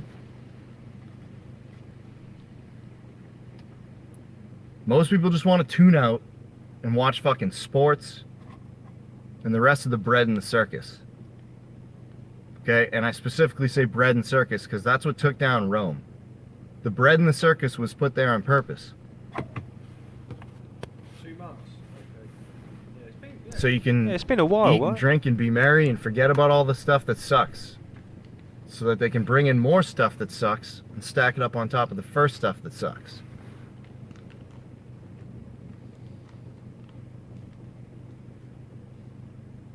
I really don't like negative voices and shit, and it's not really my favorite thing to do, to come on here and sound like a negative Nelly, but like, I'm not gonna come on here and be like, hey everyone, it's time to have fun again. Because really, it's not time to have fun. That should be the message. If I did t-shirts, that'd be a good message. It's not time to have fun.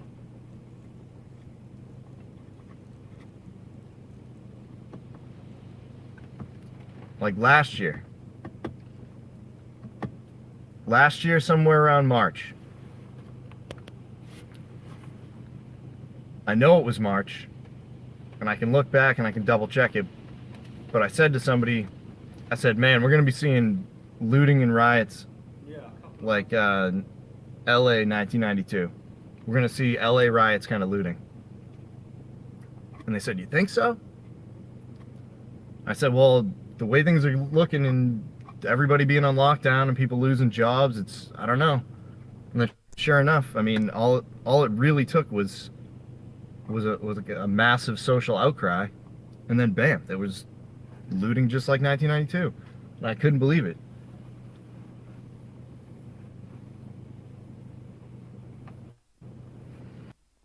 Okay, we'll break this up into segments. We'll watch another little bit. Tuesday and Thursday, because that's like an hour long. Okay.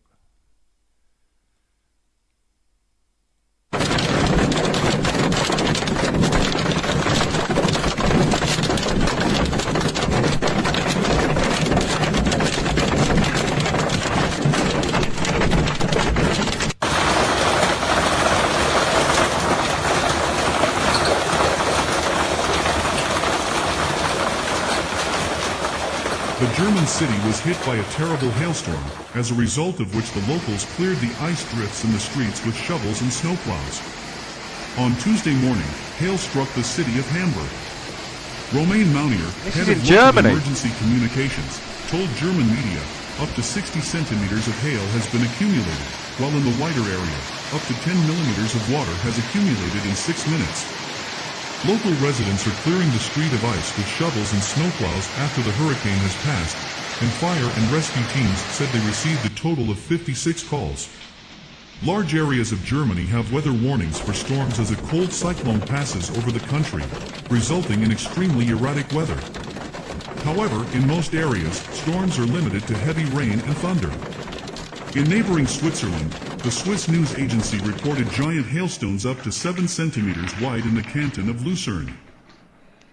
In the canton of Fribourg, the police and fire brigade were called 300 times, including to rescue a class of 16 children and 2 adults caught in the hail. 6 children and 1 adult were taken to the hospital. At least 5 people were injured in the German-speaking Swiss cantons, including a cyclist who suffered a head injury from the hailstones.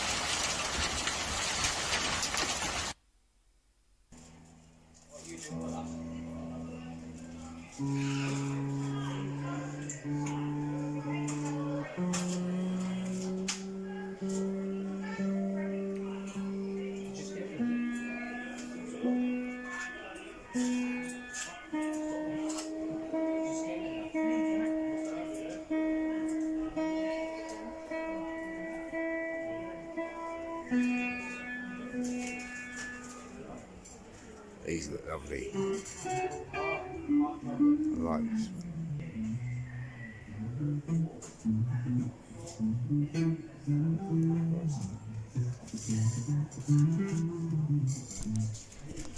Sorry, doing a quick video. Is it true, guys? There's a song, I don't know what it is. I did see a video on it not long ago that you can't play in guitar shops. They stop you from playing it. I can't remember what song it was. It's quite a famous tune. But yeah, the store's managers come out and everything. No, you can't play that. You're not allowed to play that. I was like, what? They're just like, you know, just testing out their guitar. Anyone know what tune it is? Funky music in the back. Yeah, Tama, that's it. Stairway to Heaven. That's it, yeah. You're not allowed to play Stairway to Heaven in a guitar shop. The world is engaged in the largest clinical trial, the largest global vaccination trial ever.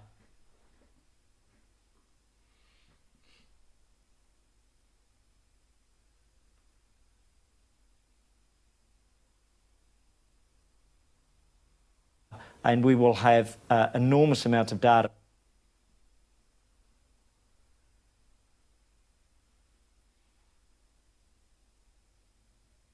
But what's the message for the public? It's safe.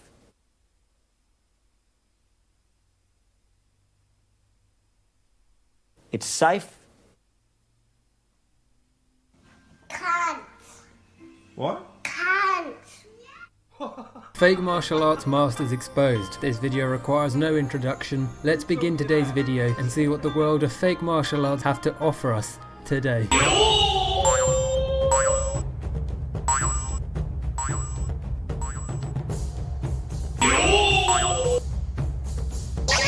Now, I've seen this video go around the web a fair few times, and in my opinion it gets quite an unfair reputation. You see, what most people can't tell because they don't eat as many cheeseburgers as I do. This practitioner of martial... No. Can someone please tell me what Arwin is doing here? I found Arwin doing some strange things. Can you tell me what he's doing?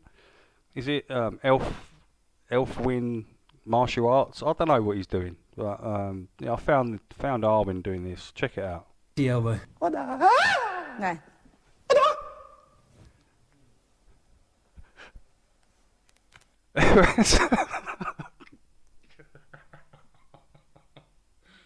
Arwin, what are you doing? Can you explain to us? Is this some sort of Elfwin martial arts defense practices? I don't know.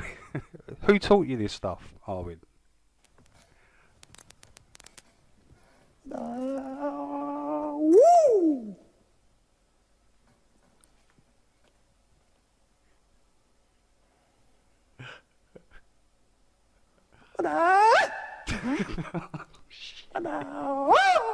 Mm-hmm.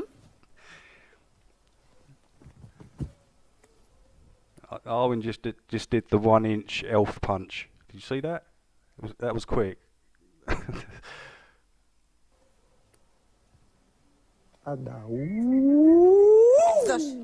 it is.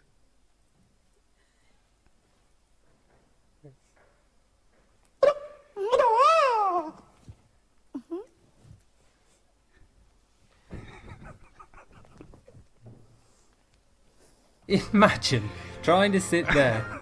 Oh dear. Oh dear. Oh no.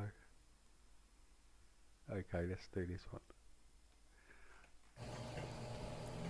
Take a look at what YouTube is recommending me.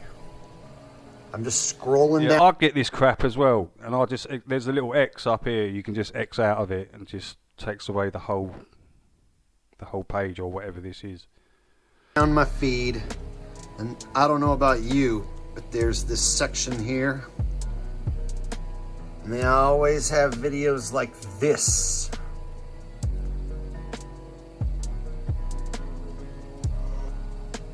See that?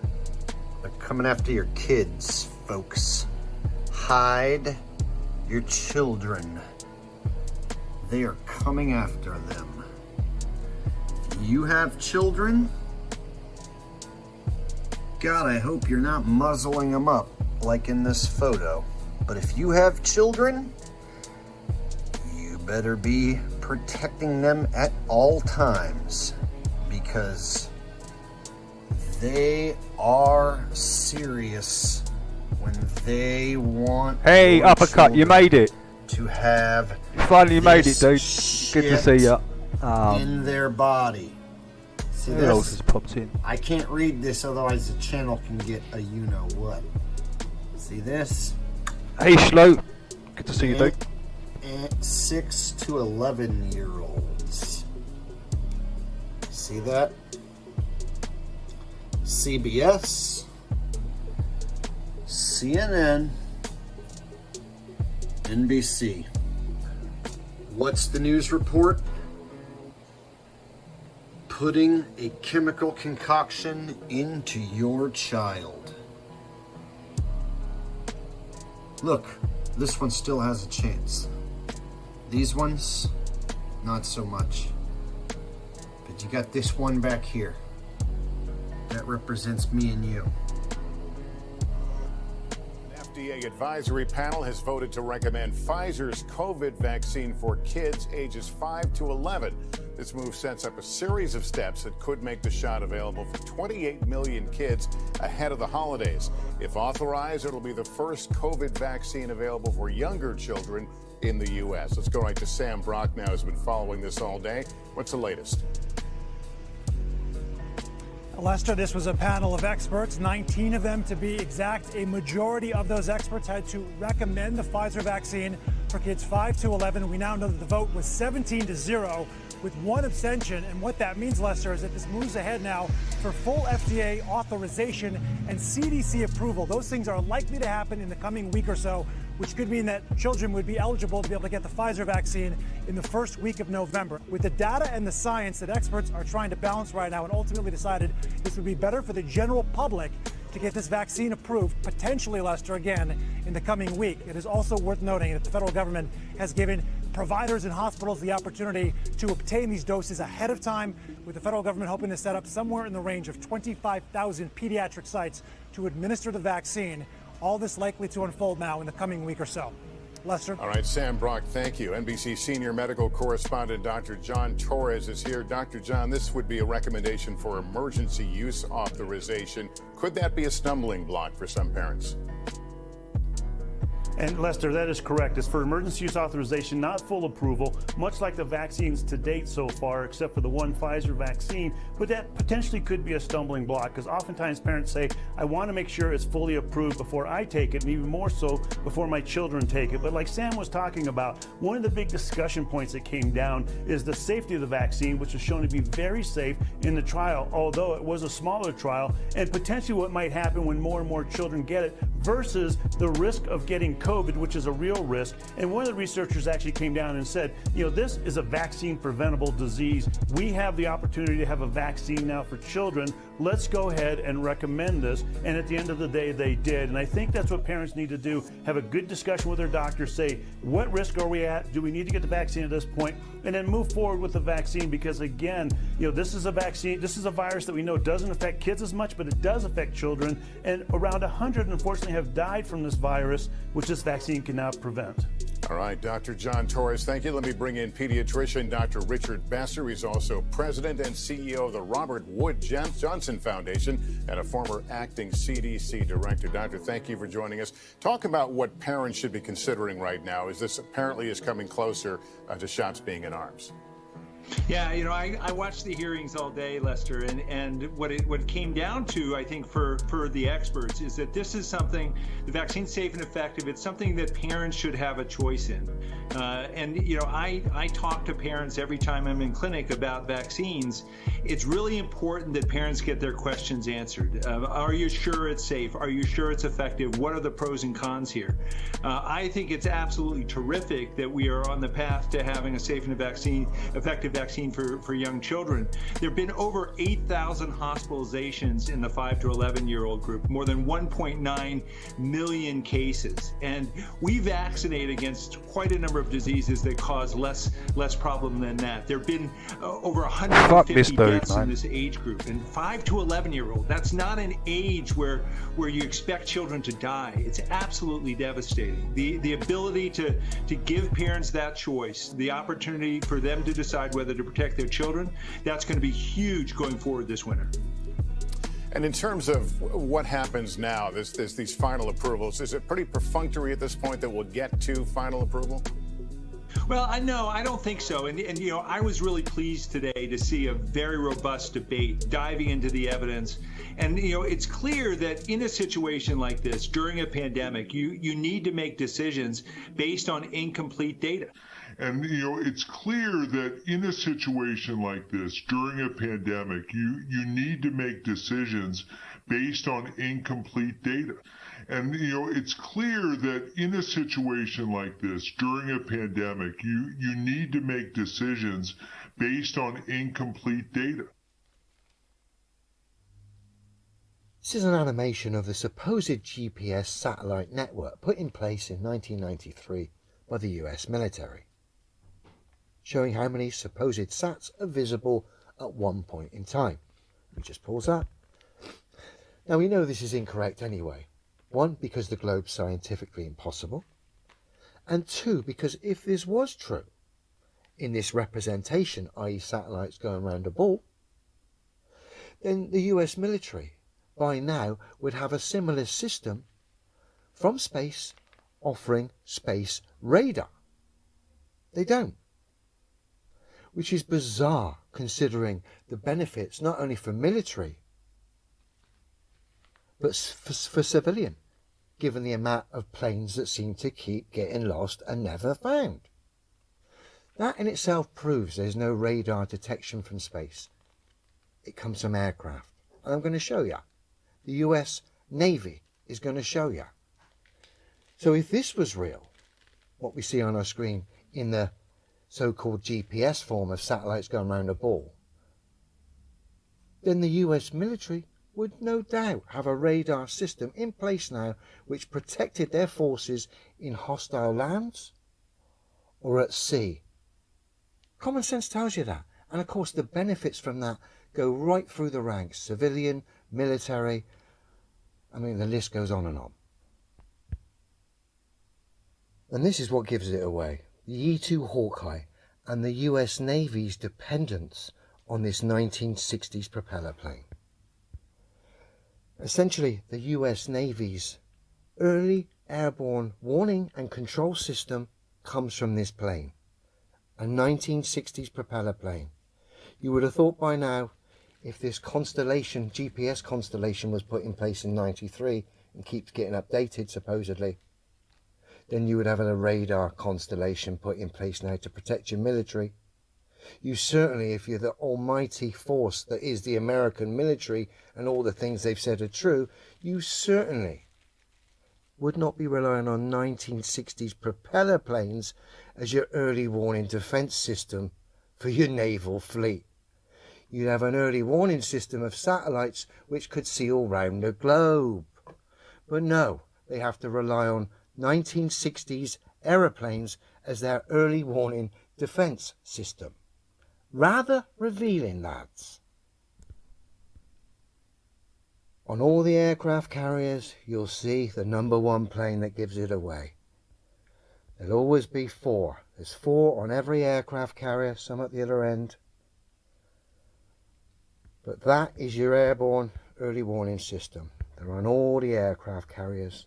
There's no satellites going around the ball.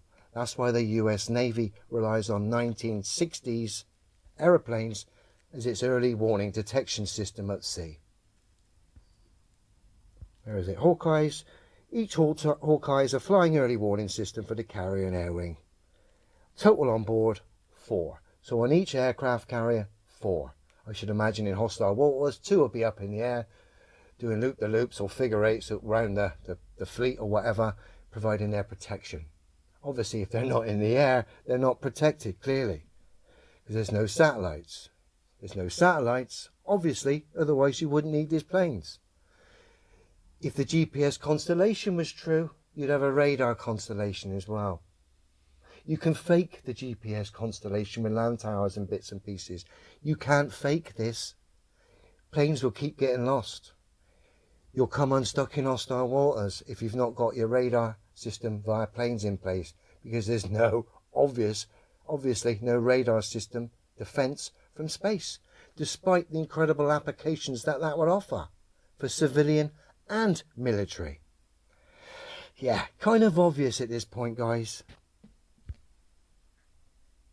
Headphone warning here as we see this satellite exposing, globe destroying 1960s plane. Take to the air. Take it away.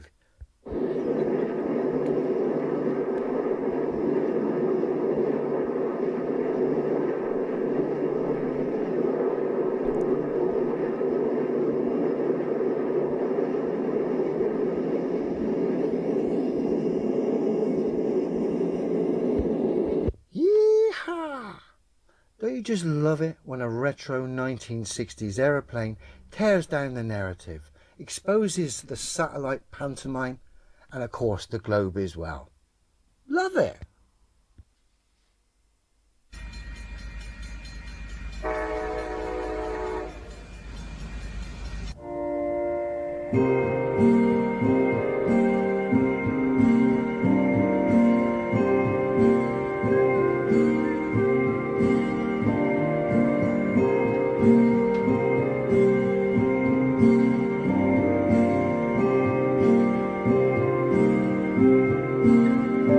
Wake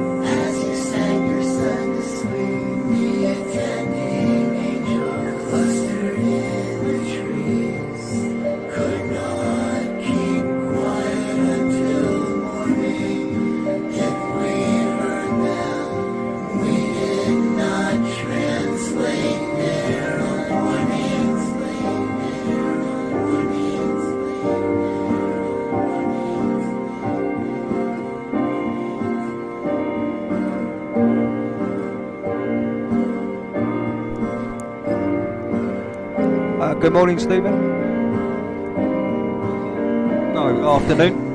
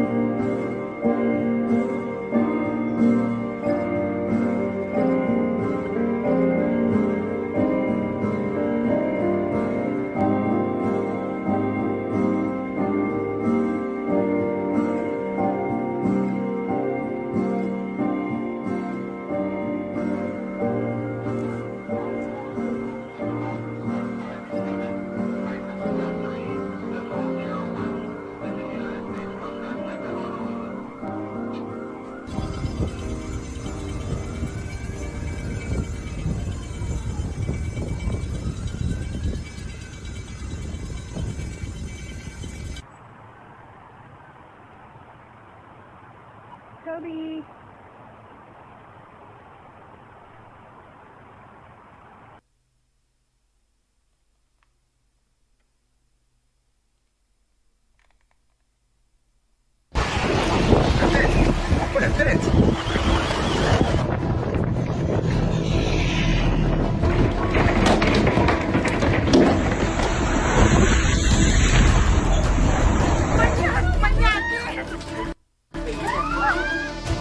Está temblando, se fue la luz. What?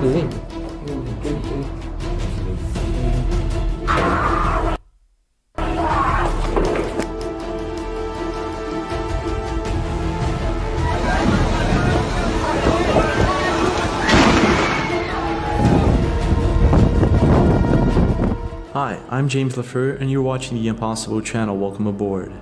Today we're going to be taking a look at scary videos and scary moments caught on camera. Don't forget to hit that like button and subscribe to the channel with notifications for more videos like this. Are you guys ready? Well, let's go.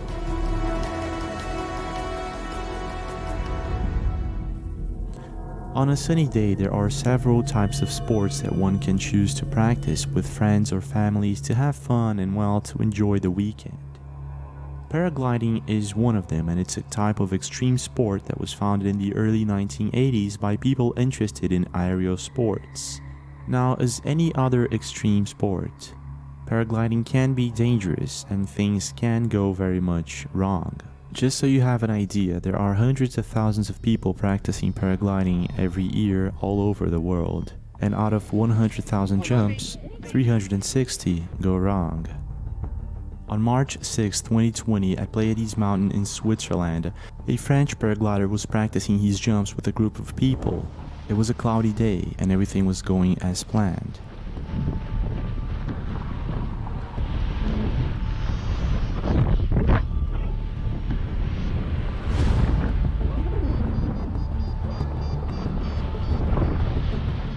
It was sort of windy that day and they were at around 4,000 feet of height. When all of a sudden, things changed. This is what was caught on camera.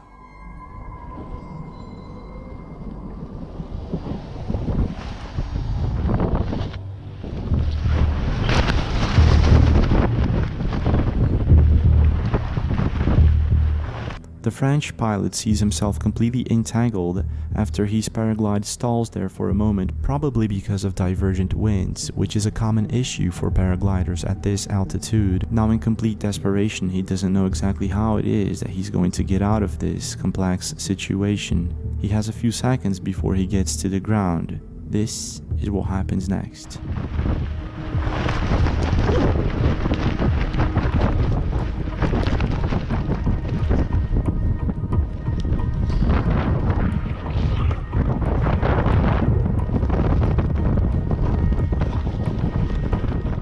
Finally, he's able to use the emergency chute, but it takes a while to completely deploy and actually open and function.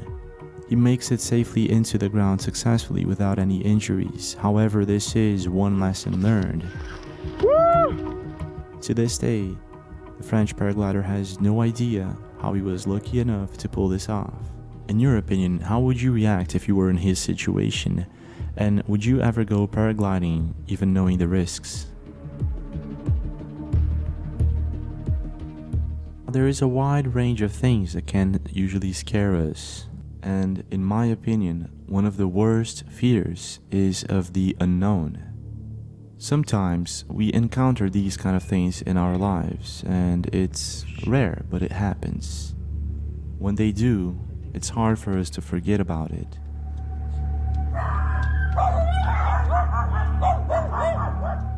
In Brazil, there are many reports of encounters with creatures and beings that shouldn't exist. They only exist in myths or ancient legends, and sometimes these encounters are captured on camera. And this is exactly what happened with Thiago Reis on a rainy night. This is what he saw. Pegando fogo na árvore, caralho, que é isso? Louco, olha, caralho. Tudo molhado, pegando fogo na árvore lá, ó. Bagulho louco, bagulho tenso, tá em cima da árvore. Porra, se não filmar, ninguém acredita.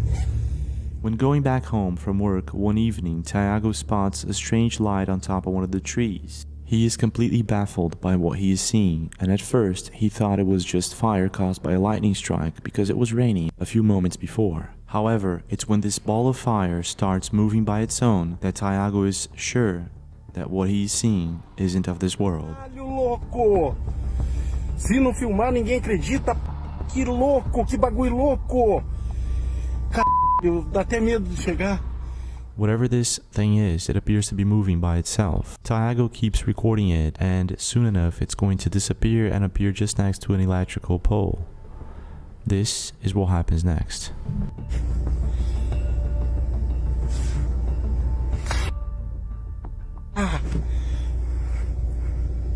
Caraca, o bagulho sumiu, louco. Que é isso? Ó o bagulho lá.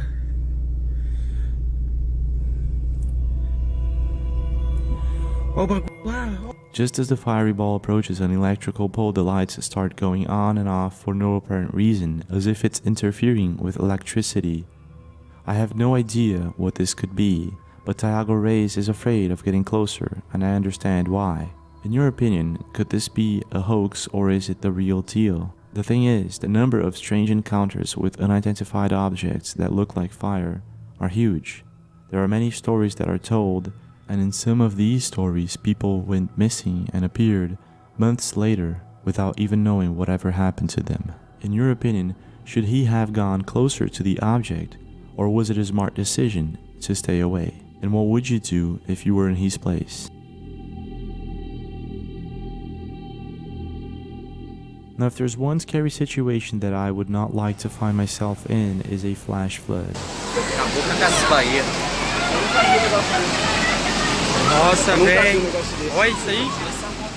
A flash flood is a rapid flooding of low-lying areas. It may be caused by heavy rain associated with severe thunderstorm, hurricane, tropical storms, and in general, hundreds of thousands of cars, stores, buildings, houses are destroyed every year because of this terrifying event. On top of the sink right now. It's the fridge for the Now, the dangers of a flash flood, for example, is that sometimes it doesn't occur all at once. First, there's minor flood, and all of a sudden, a river of water comes pouring down with massive strength from the mountainside. And this is exactly what happened in São Carlos, Brazil, when a group of employees thought that the flood was over. When this happened. Meu Deus, a chuva tá chegando aqui. Tranquei, aí eu tranquei. Meu Deus! Meu Deus do céu! Misericórdia! Meu Deus, tia! Meu Deus! Meu Deus do céu! Que situação! This event was recorded in 2020, and as you can see, a small group of the employees was trying to get over to the other side when one of them realized that it was a mistake, that the flash flood was getting worse, so they pointed out that they should go back. Luckily, they were able to return to the main group and everything was okay, no one was injured. However, it doesn't always end Why don't you like just go up this. here? Recently, in New York City, a similar situation was caught on camera. A man went down to check his flooded basement, and this is what happened.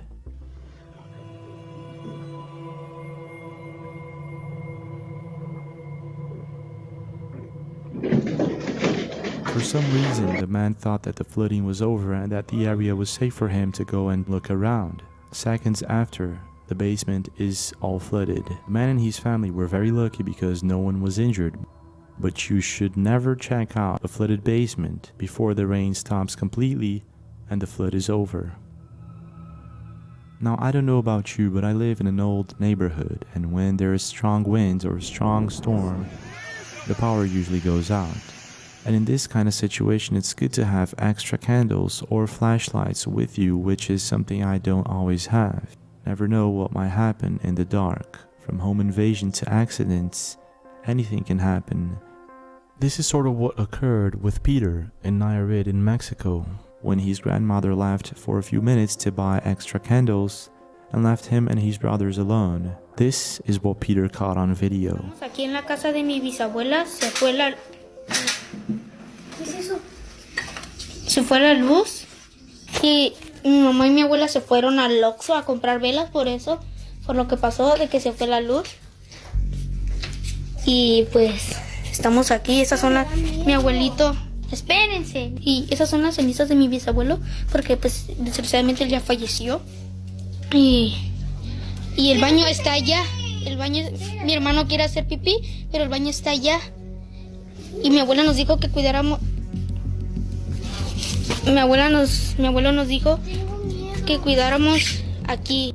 Peter and his siblings are afraid of staying there all alone, and maybe for a good reason. At the beginning of the video, we can hear a strange noise coming from the backyard. Moments after, we can see a strange figure moving in the background, and they didn't see it, but they captured it on camera. Soon enough, they're going to find out that they're not all alone, that there's someone or something there with them.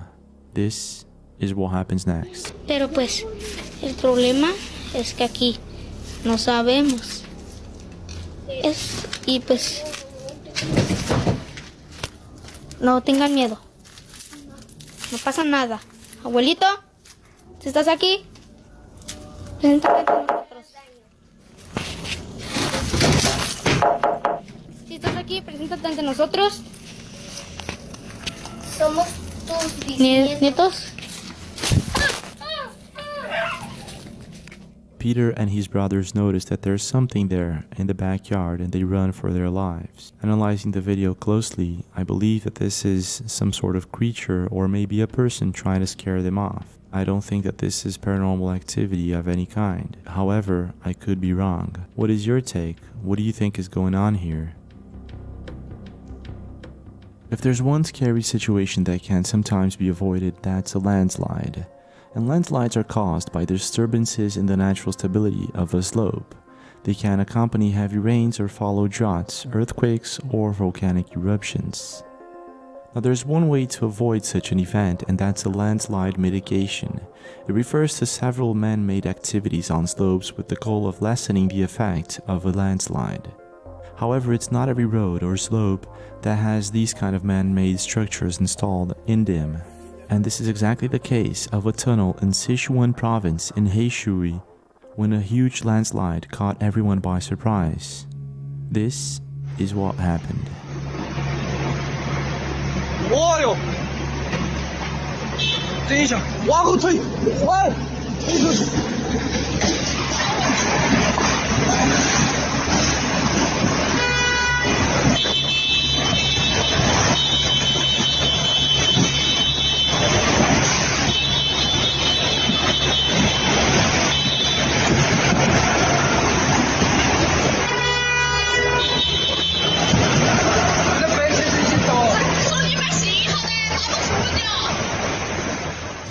Luckily, no one was injured and there were no casualties reported due to the fact that there was a security officer at that site at that exact moment to raise an alarm and warn people.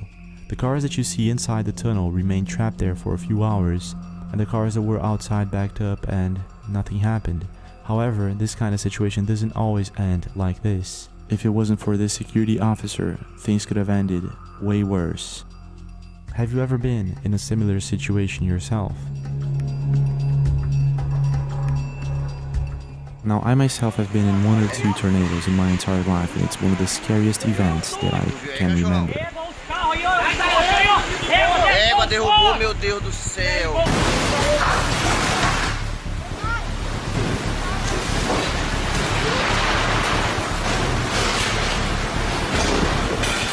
A tornado usually develops from severe thunderstorms in warm, moist, unstable air and cold fronts.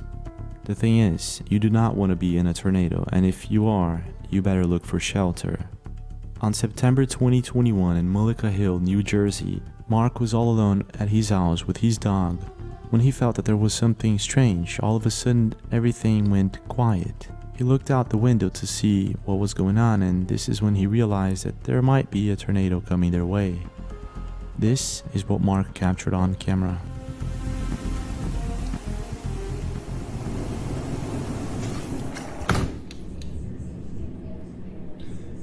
Like a freight train.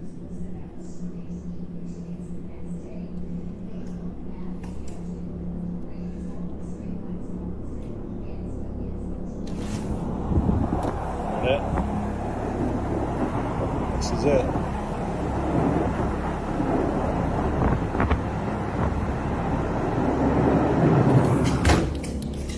Come on, Cubby. Come on.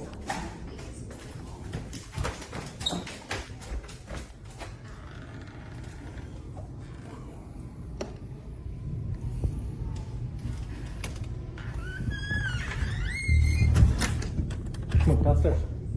Basement. Basement. Let's go. Come on. Come on, come.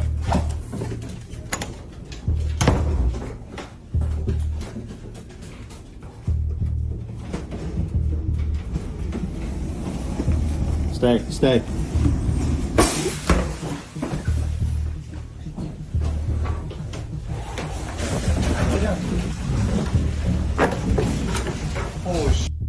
The tornado is massive, and Mark and his dog rush into the basement in hopes of staying safe. There's not much they can do right now besides hiding the best that they can.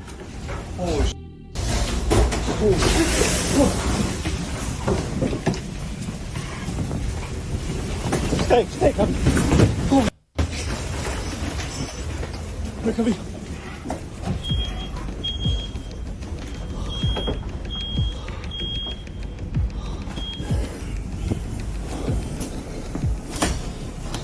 Stay, Cubby. Stay. No, no. Get upstairs.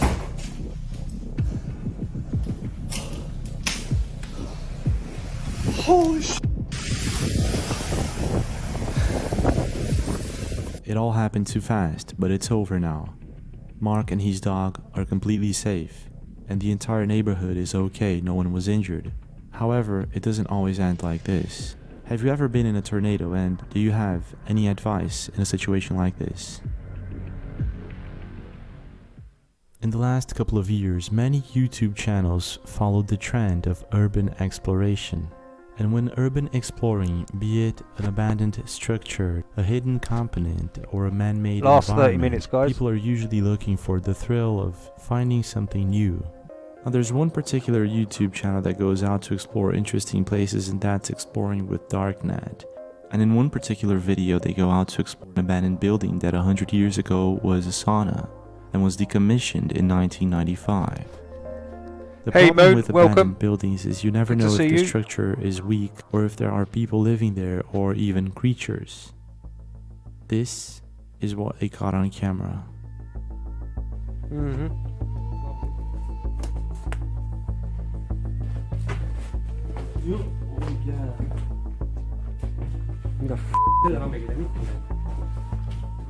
They make it into the building successfully and start doing what anyone would do in a building like this. They start testing the structure before they go walking around.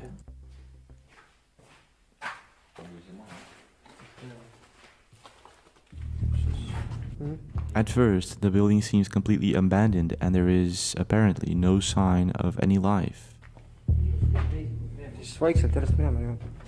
They go from room to room, capturing everything on camera until this happens.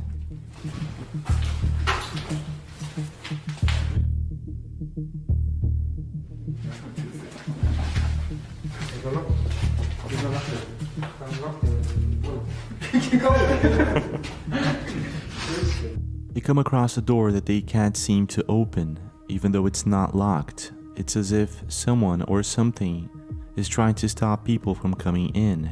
And you can see a ghost sign written on it, which is kind of odd. And this is exactly where I would call it a day and just get out of there. However, these guys are curious and they want to find out exactly what's behind the door. This is what happens next.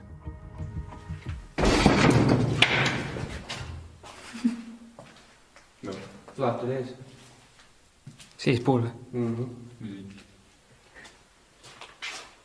Taga on kardin käes või?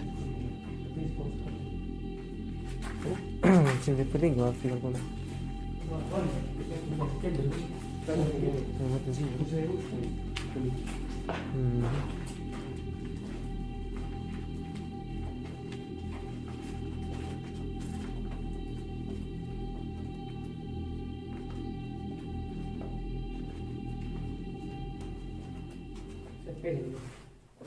Siin.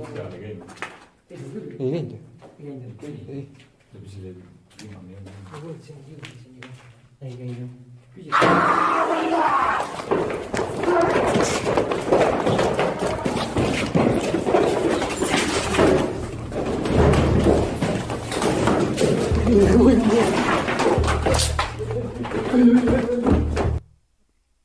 Did they just wander on a crackhead or something?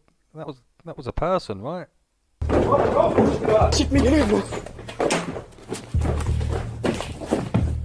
Now, even worse than a ghost or anything like that, they come across an angry man that is now chasing them down the building. They run for their lives and make it successfully to the car, but this is one lesson learned. What's your take about urban exploration, and would you go urban exploring yourself? When I'm on vacation, I enjoy traveling to some place far from civilization just to get away from my daily chores, have fun with friends or family, and I guess most people enjoy doing the same thing too. However, traveling to the woods, for example, can be just as dangerous and scary as any other place. Just so you have an idea, in 2011, David Paulides launched a database of wildland disappearances that occurred under mysterious circumstances, and in his research he found out that at least 1,600 people go missing every year in the wild somewhere in the United States. I don't think he is down here. He wouldn't be able to see.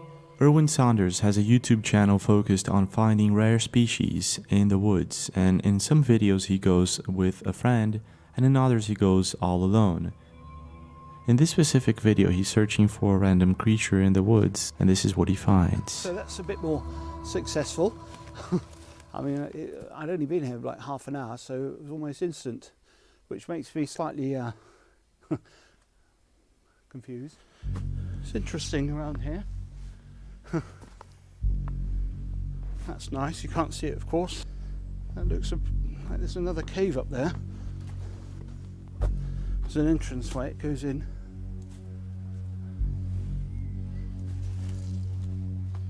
And it's getting cold. Curious about what's inside the cave, Erwin goes in. And this is what happens next. So, just looking for bats. Sometimes get them roosting in these areas. No carvings anywhere. Any signs of things like that? What's that? Right, there's something there. Okay, let's Unprepared and all alone, Erwin encounters a strange and bizarre looking creature that resembles an alligator of sorts.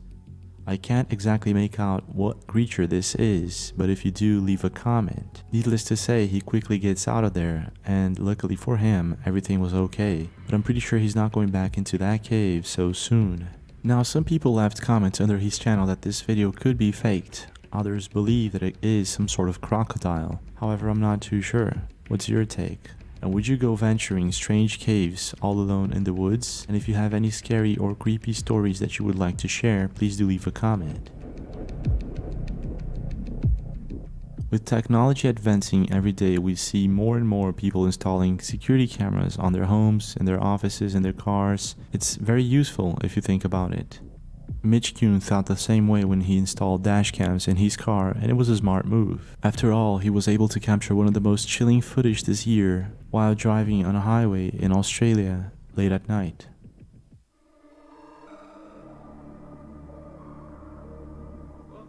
Mitch was driving carefully when all of a sudden he sees what appears to be a figure of a person. At first, Mitch thinks that this is a kid wandering all alone on the highway. He calls the police and tells them what happened. The Australian police immediately starts a search and rescue for a missing kid on that highway, without any success.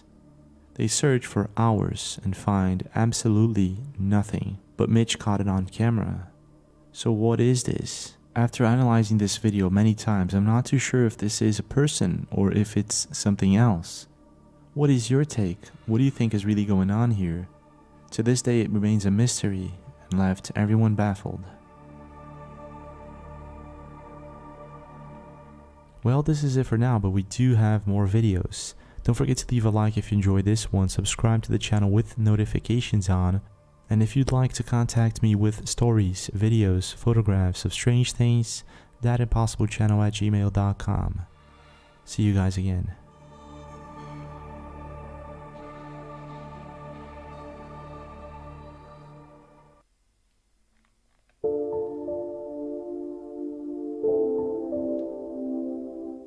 Hello, you're listening to Hugo Talks. There seems to be an agenda behind everything these days. Some form of mind manipulation, social engineering, psychological mind games, gaslighting. I could go on. And it seems to be in everything you see, every news story, every music video, every movie, Netflix shows, and adverts especially. And they are pushing many different agendas at the same time, and one of them is the LGBT transgender agenda. An awful lot, they're pushing that one. And sometimes it is with a odd moral outlook, especially with kids. You remember that John Lewis advert recently, the one with the boy wearing makeup and dressed like a girl running around his family house, wrecking the place, pouring paint all over the carpet while his docile mother watches on and says and does nothing, while he is being a pain in the arse, messing up the house. But he's allowed to be an obnoxious pain in the arse because he's expressing himself as a girl. This annoyed people, so much so that John Lewis axed it. But now we have this creepy, weird advert for Twix, which again, surprise, surprise, it features a boy dressed as a girl and a witch. And once again, it's pushing a narrative. Now, remember, as you watch this advert, this is for a flipping chocolate bar. It's for a Twix. Twix presents Bite-Size Halloween.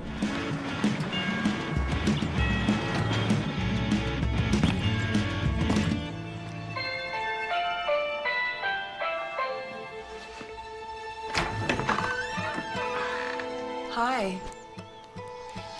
I'm your new nanny. I don't need a nanny.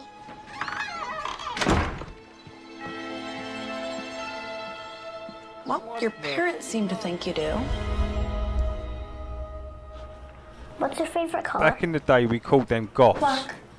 Other than black. Oh, charcoal?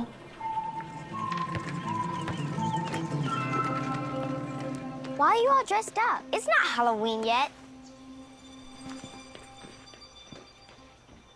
Can I help you? Are you a good witch or a bad witch? Do you want to find out?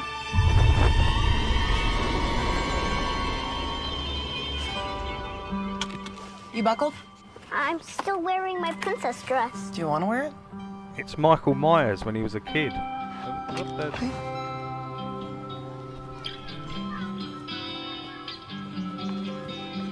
Hey, you!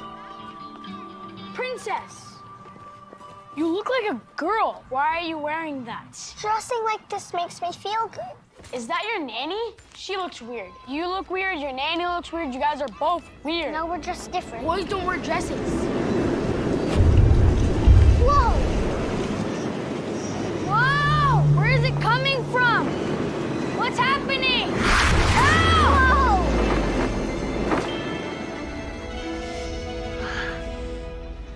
We should go.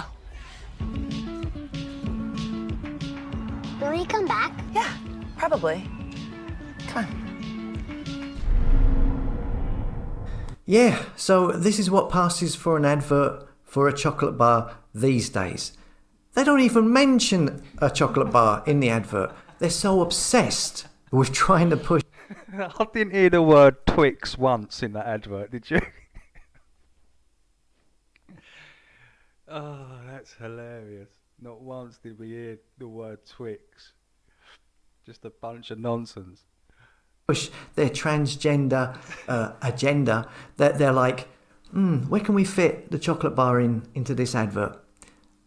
Don't worry about it, it's not important. So as you can see, the transgender propaganda has become more ubiquitous in corporate marketing recently. Now once again, it matters not to me whether you are gay, straight, transvestite, whatever. What you do and believe, it's up to you, it's your own business. Oh, no, but when corporations push this onto the public across the board, trying to socially engineer people's way of looking at stuff, trying to manufacture culture, it really gets my goat. And the message here is, boy dresses as girl, a mysterious and sinister witch becomes his guardian and looks out for him. And then when a bully in the park picks on him, says some nasty stuff to the boy, the witch, using sorcery and black magic, she blows the kid violently away and then runs from the scene of the crime, basically putting out the message that if you say anything against the LGBTQ agenda, then terminating a child's life is a fair response. Yeah, that's okay. And of course it's framed that the witch using black magic, is the good guy or girl, so to speak. Look, I know this advert is somewhat made to get people talking about it on social media, and it works, and here I am doing it. So it works on that front, but I, for one, I don't see how this will help Twix sell more chocolate bars. It will probably do the opposite. But I don't think these companies care anymore. These corporations don't care about selling stuff. It's all about the numerous agendas they are trying to push. That's all they seem to be bothered about. And they are all pushing the same agendas, the same narratives across the board. All of these big corporations and companies. As if they all belong to a secret club and that they have all been instructed to push certain themes more and more. You know, in a normal world, they could have made that advert pushed their agenda as well. They could have had the bully kid end up being resentful of his actions. He says sorry and they share a Twix bar and everyone is happy. But no, in this world we have a candy bar company. They want to advocate violence to defend a child wearing a dress. I know maybe I'm reading too much into this and I'm wasting my time talking about it. It's silly, I know. But then again, it's the nuances. It's the subtle placement of certain themes. And these certain themes appearing numerous times over and over, and then where they appear, that lead to controlling how people look at the world. And it just goes to show that this Politicizing and propaganda is filtering into everything, even now in a stupid chocolate bar advert. I never really liked Twix bars, always thought they were a bit boring, bit bland. More of a Rolo person myself, last longer. What was the advert for Rolos? Do you love someone enough to give them your last Rolo? That was a normal kind of advert, you know, with like the actual chocolate bar in the advert. And now we have stuff like this. It's a weird, strange, bonkers, and very, very, very dark world at the moment. Right, update on the forum. It's on the way. It should be here in the next couple of days. As always, thanks for listening. Come and subscribe to the tribe at hugotalks.com, a place for like-minded souls who don't follow the fake stream media.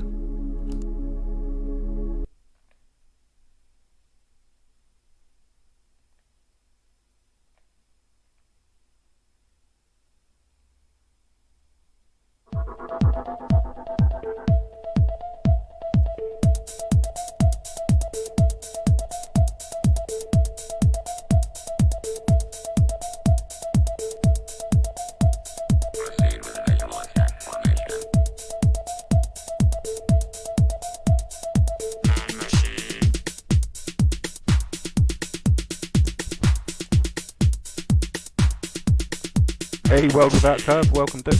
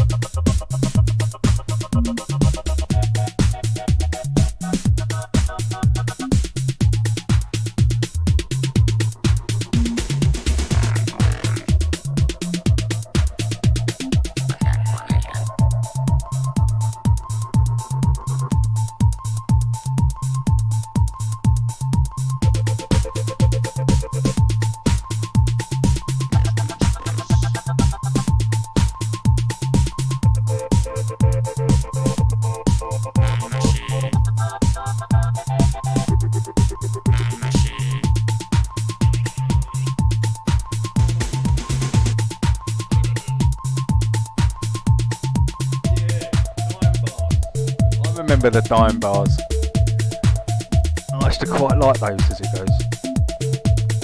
Caramax, yeah. Marathon. That's the old saying, Jax, isn't it? Yeah, I still see much, yeah.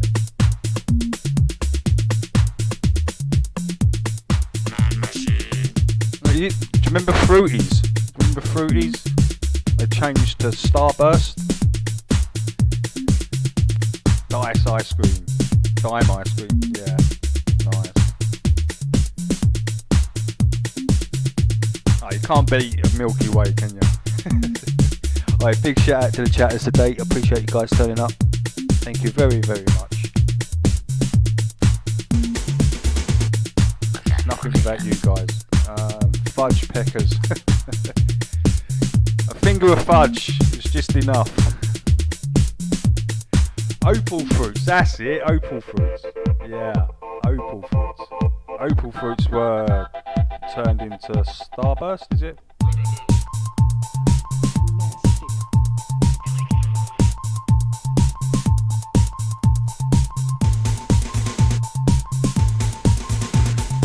Man, the Mars bars used to be huge, didn't they? Do you remember how big the old Mars bars were?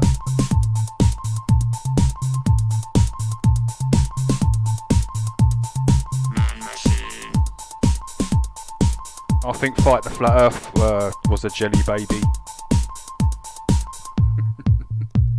Curly whirlies. Oh, damn.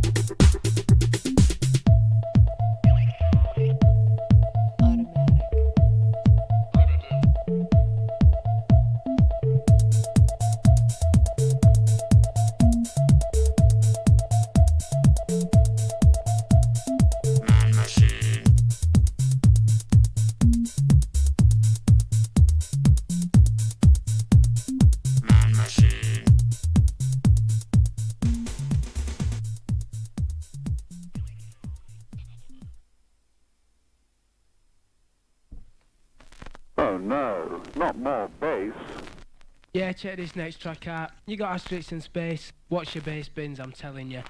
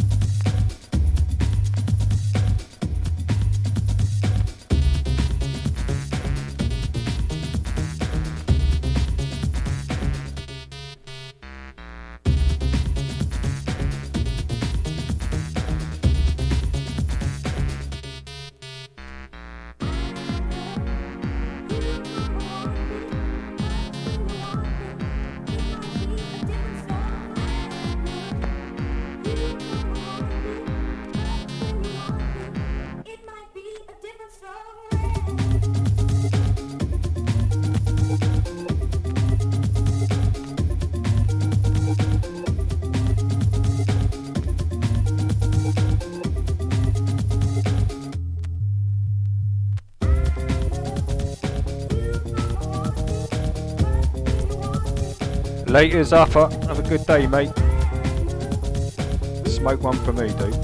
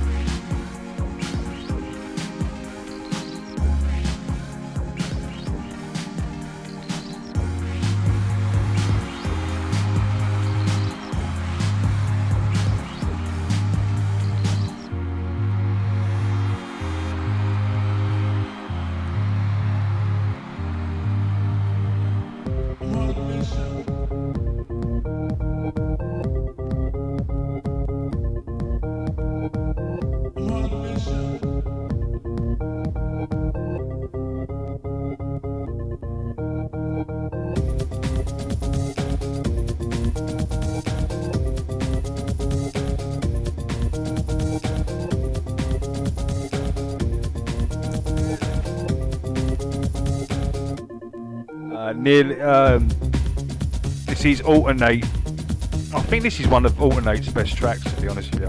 I've still got this on vinyl. It's like a silver vinyl, Vertigo EP, Alternate, Infiltrate 202, 1991. I'll show you it.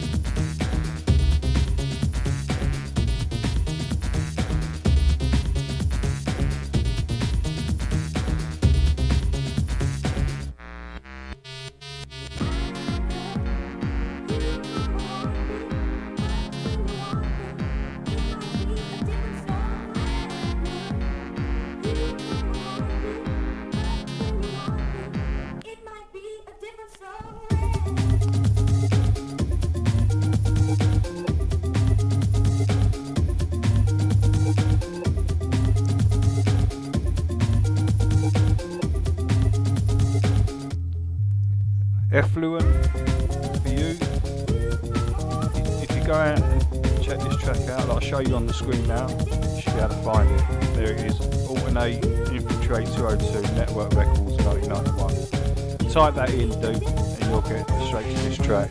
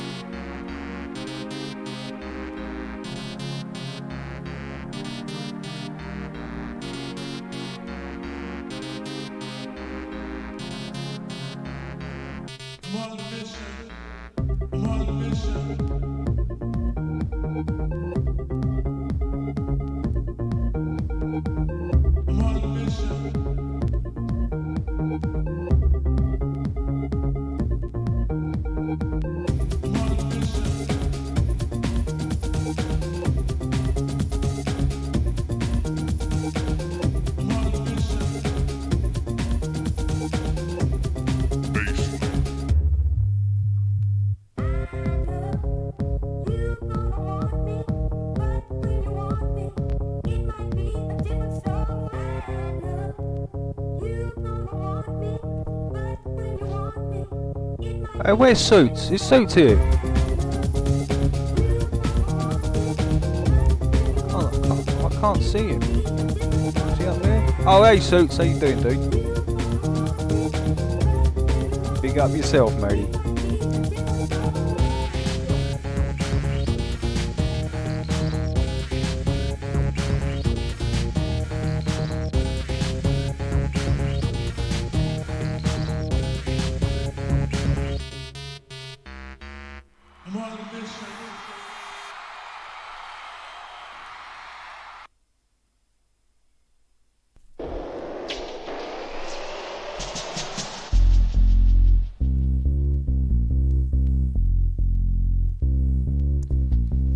Turn up your bass bins, I'm telling ya.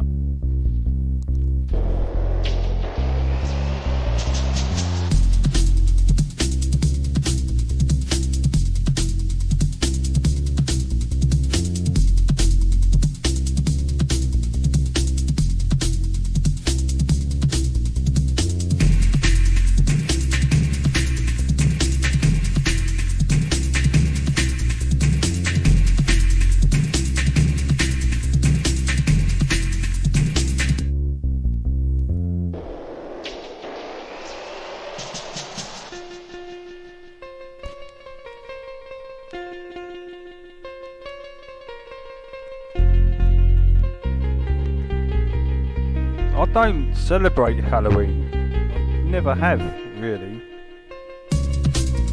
Went trick-and-treating when I was a kid, but never really celebrated it. Nothing to really celebrate.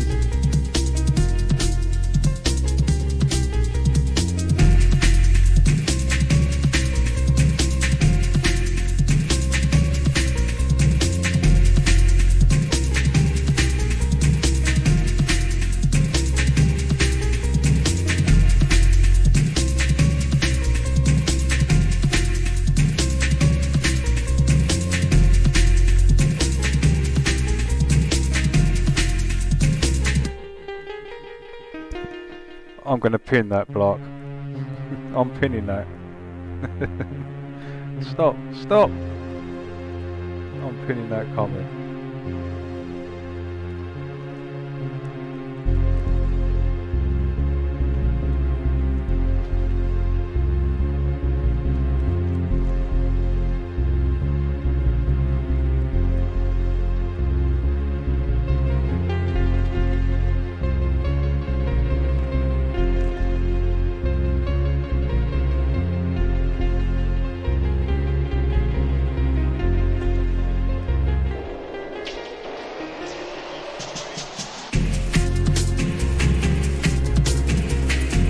I'm here to destroy everything.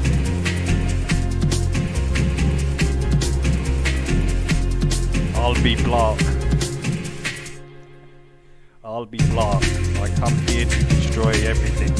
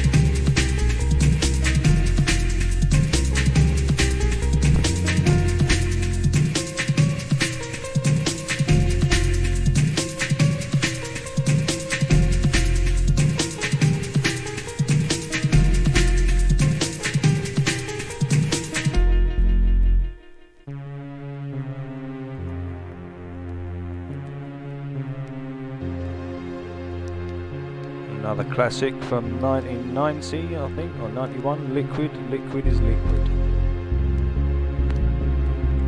This tune's actually called Liquid, liquid is liquid. Nice.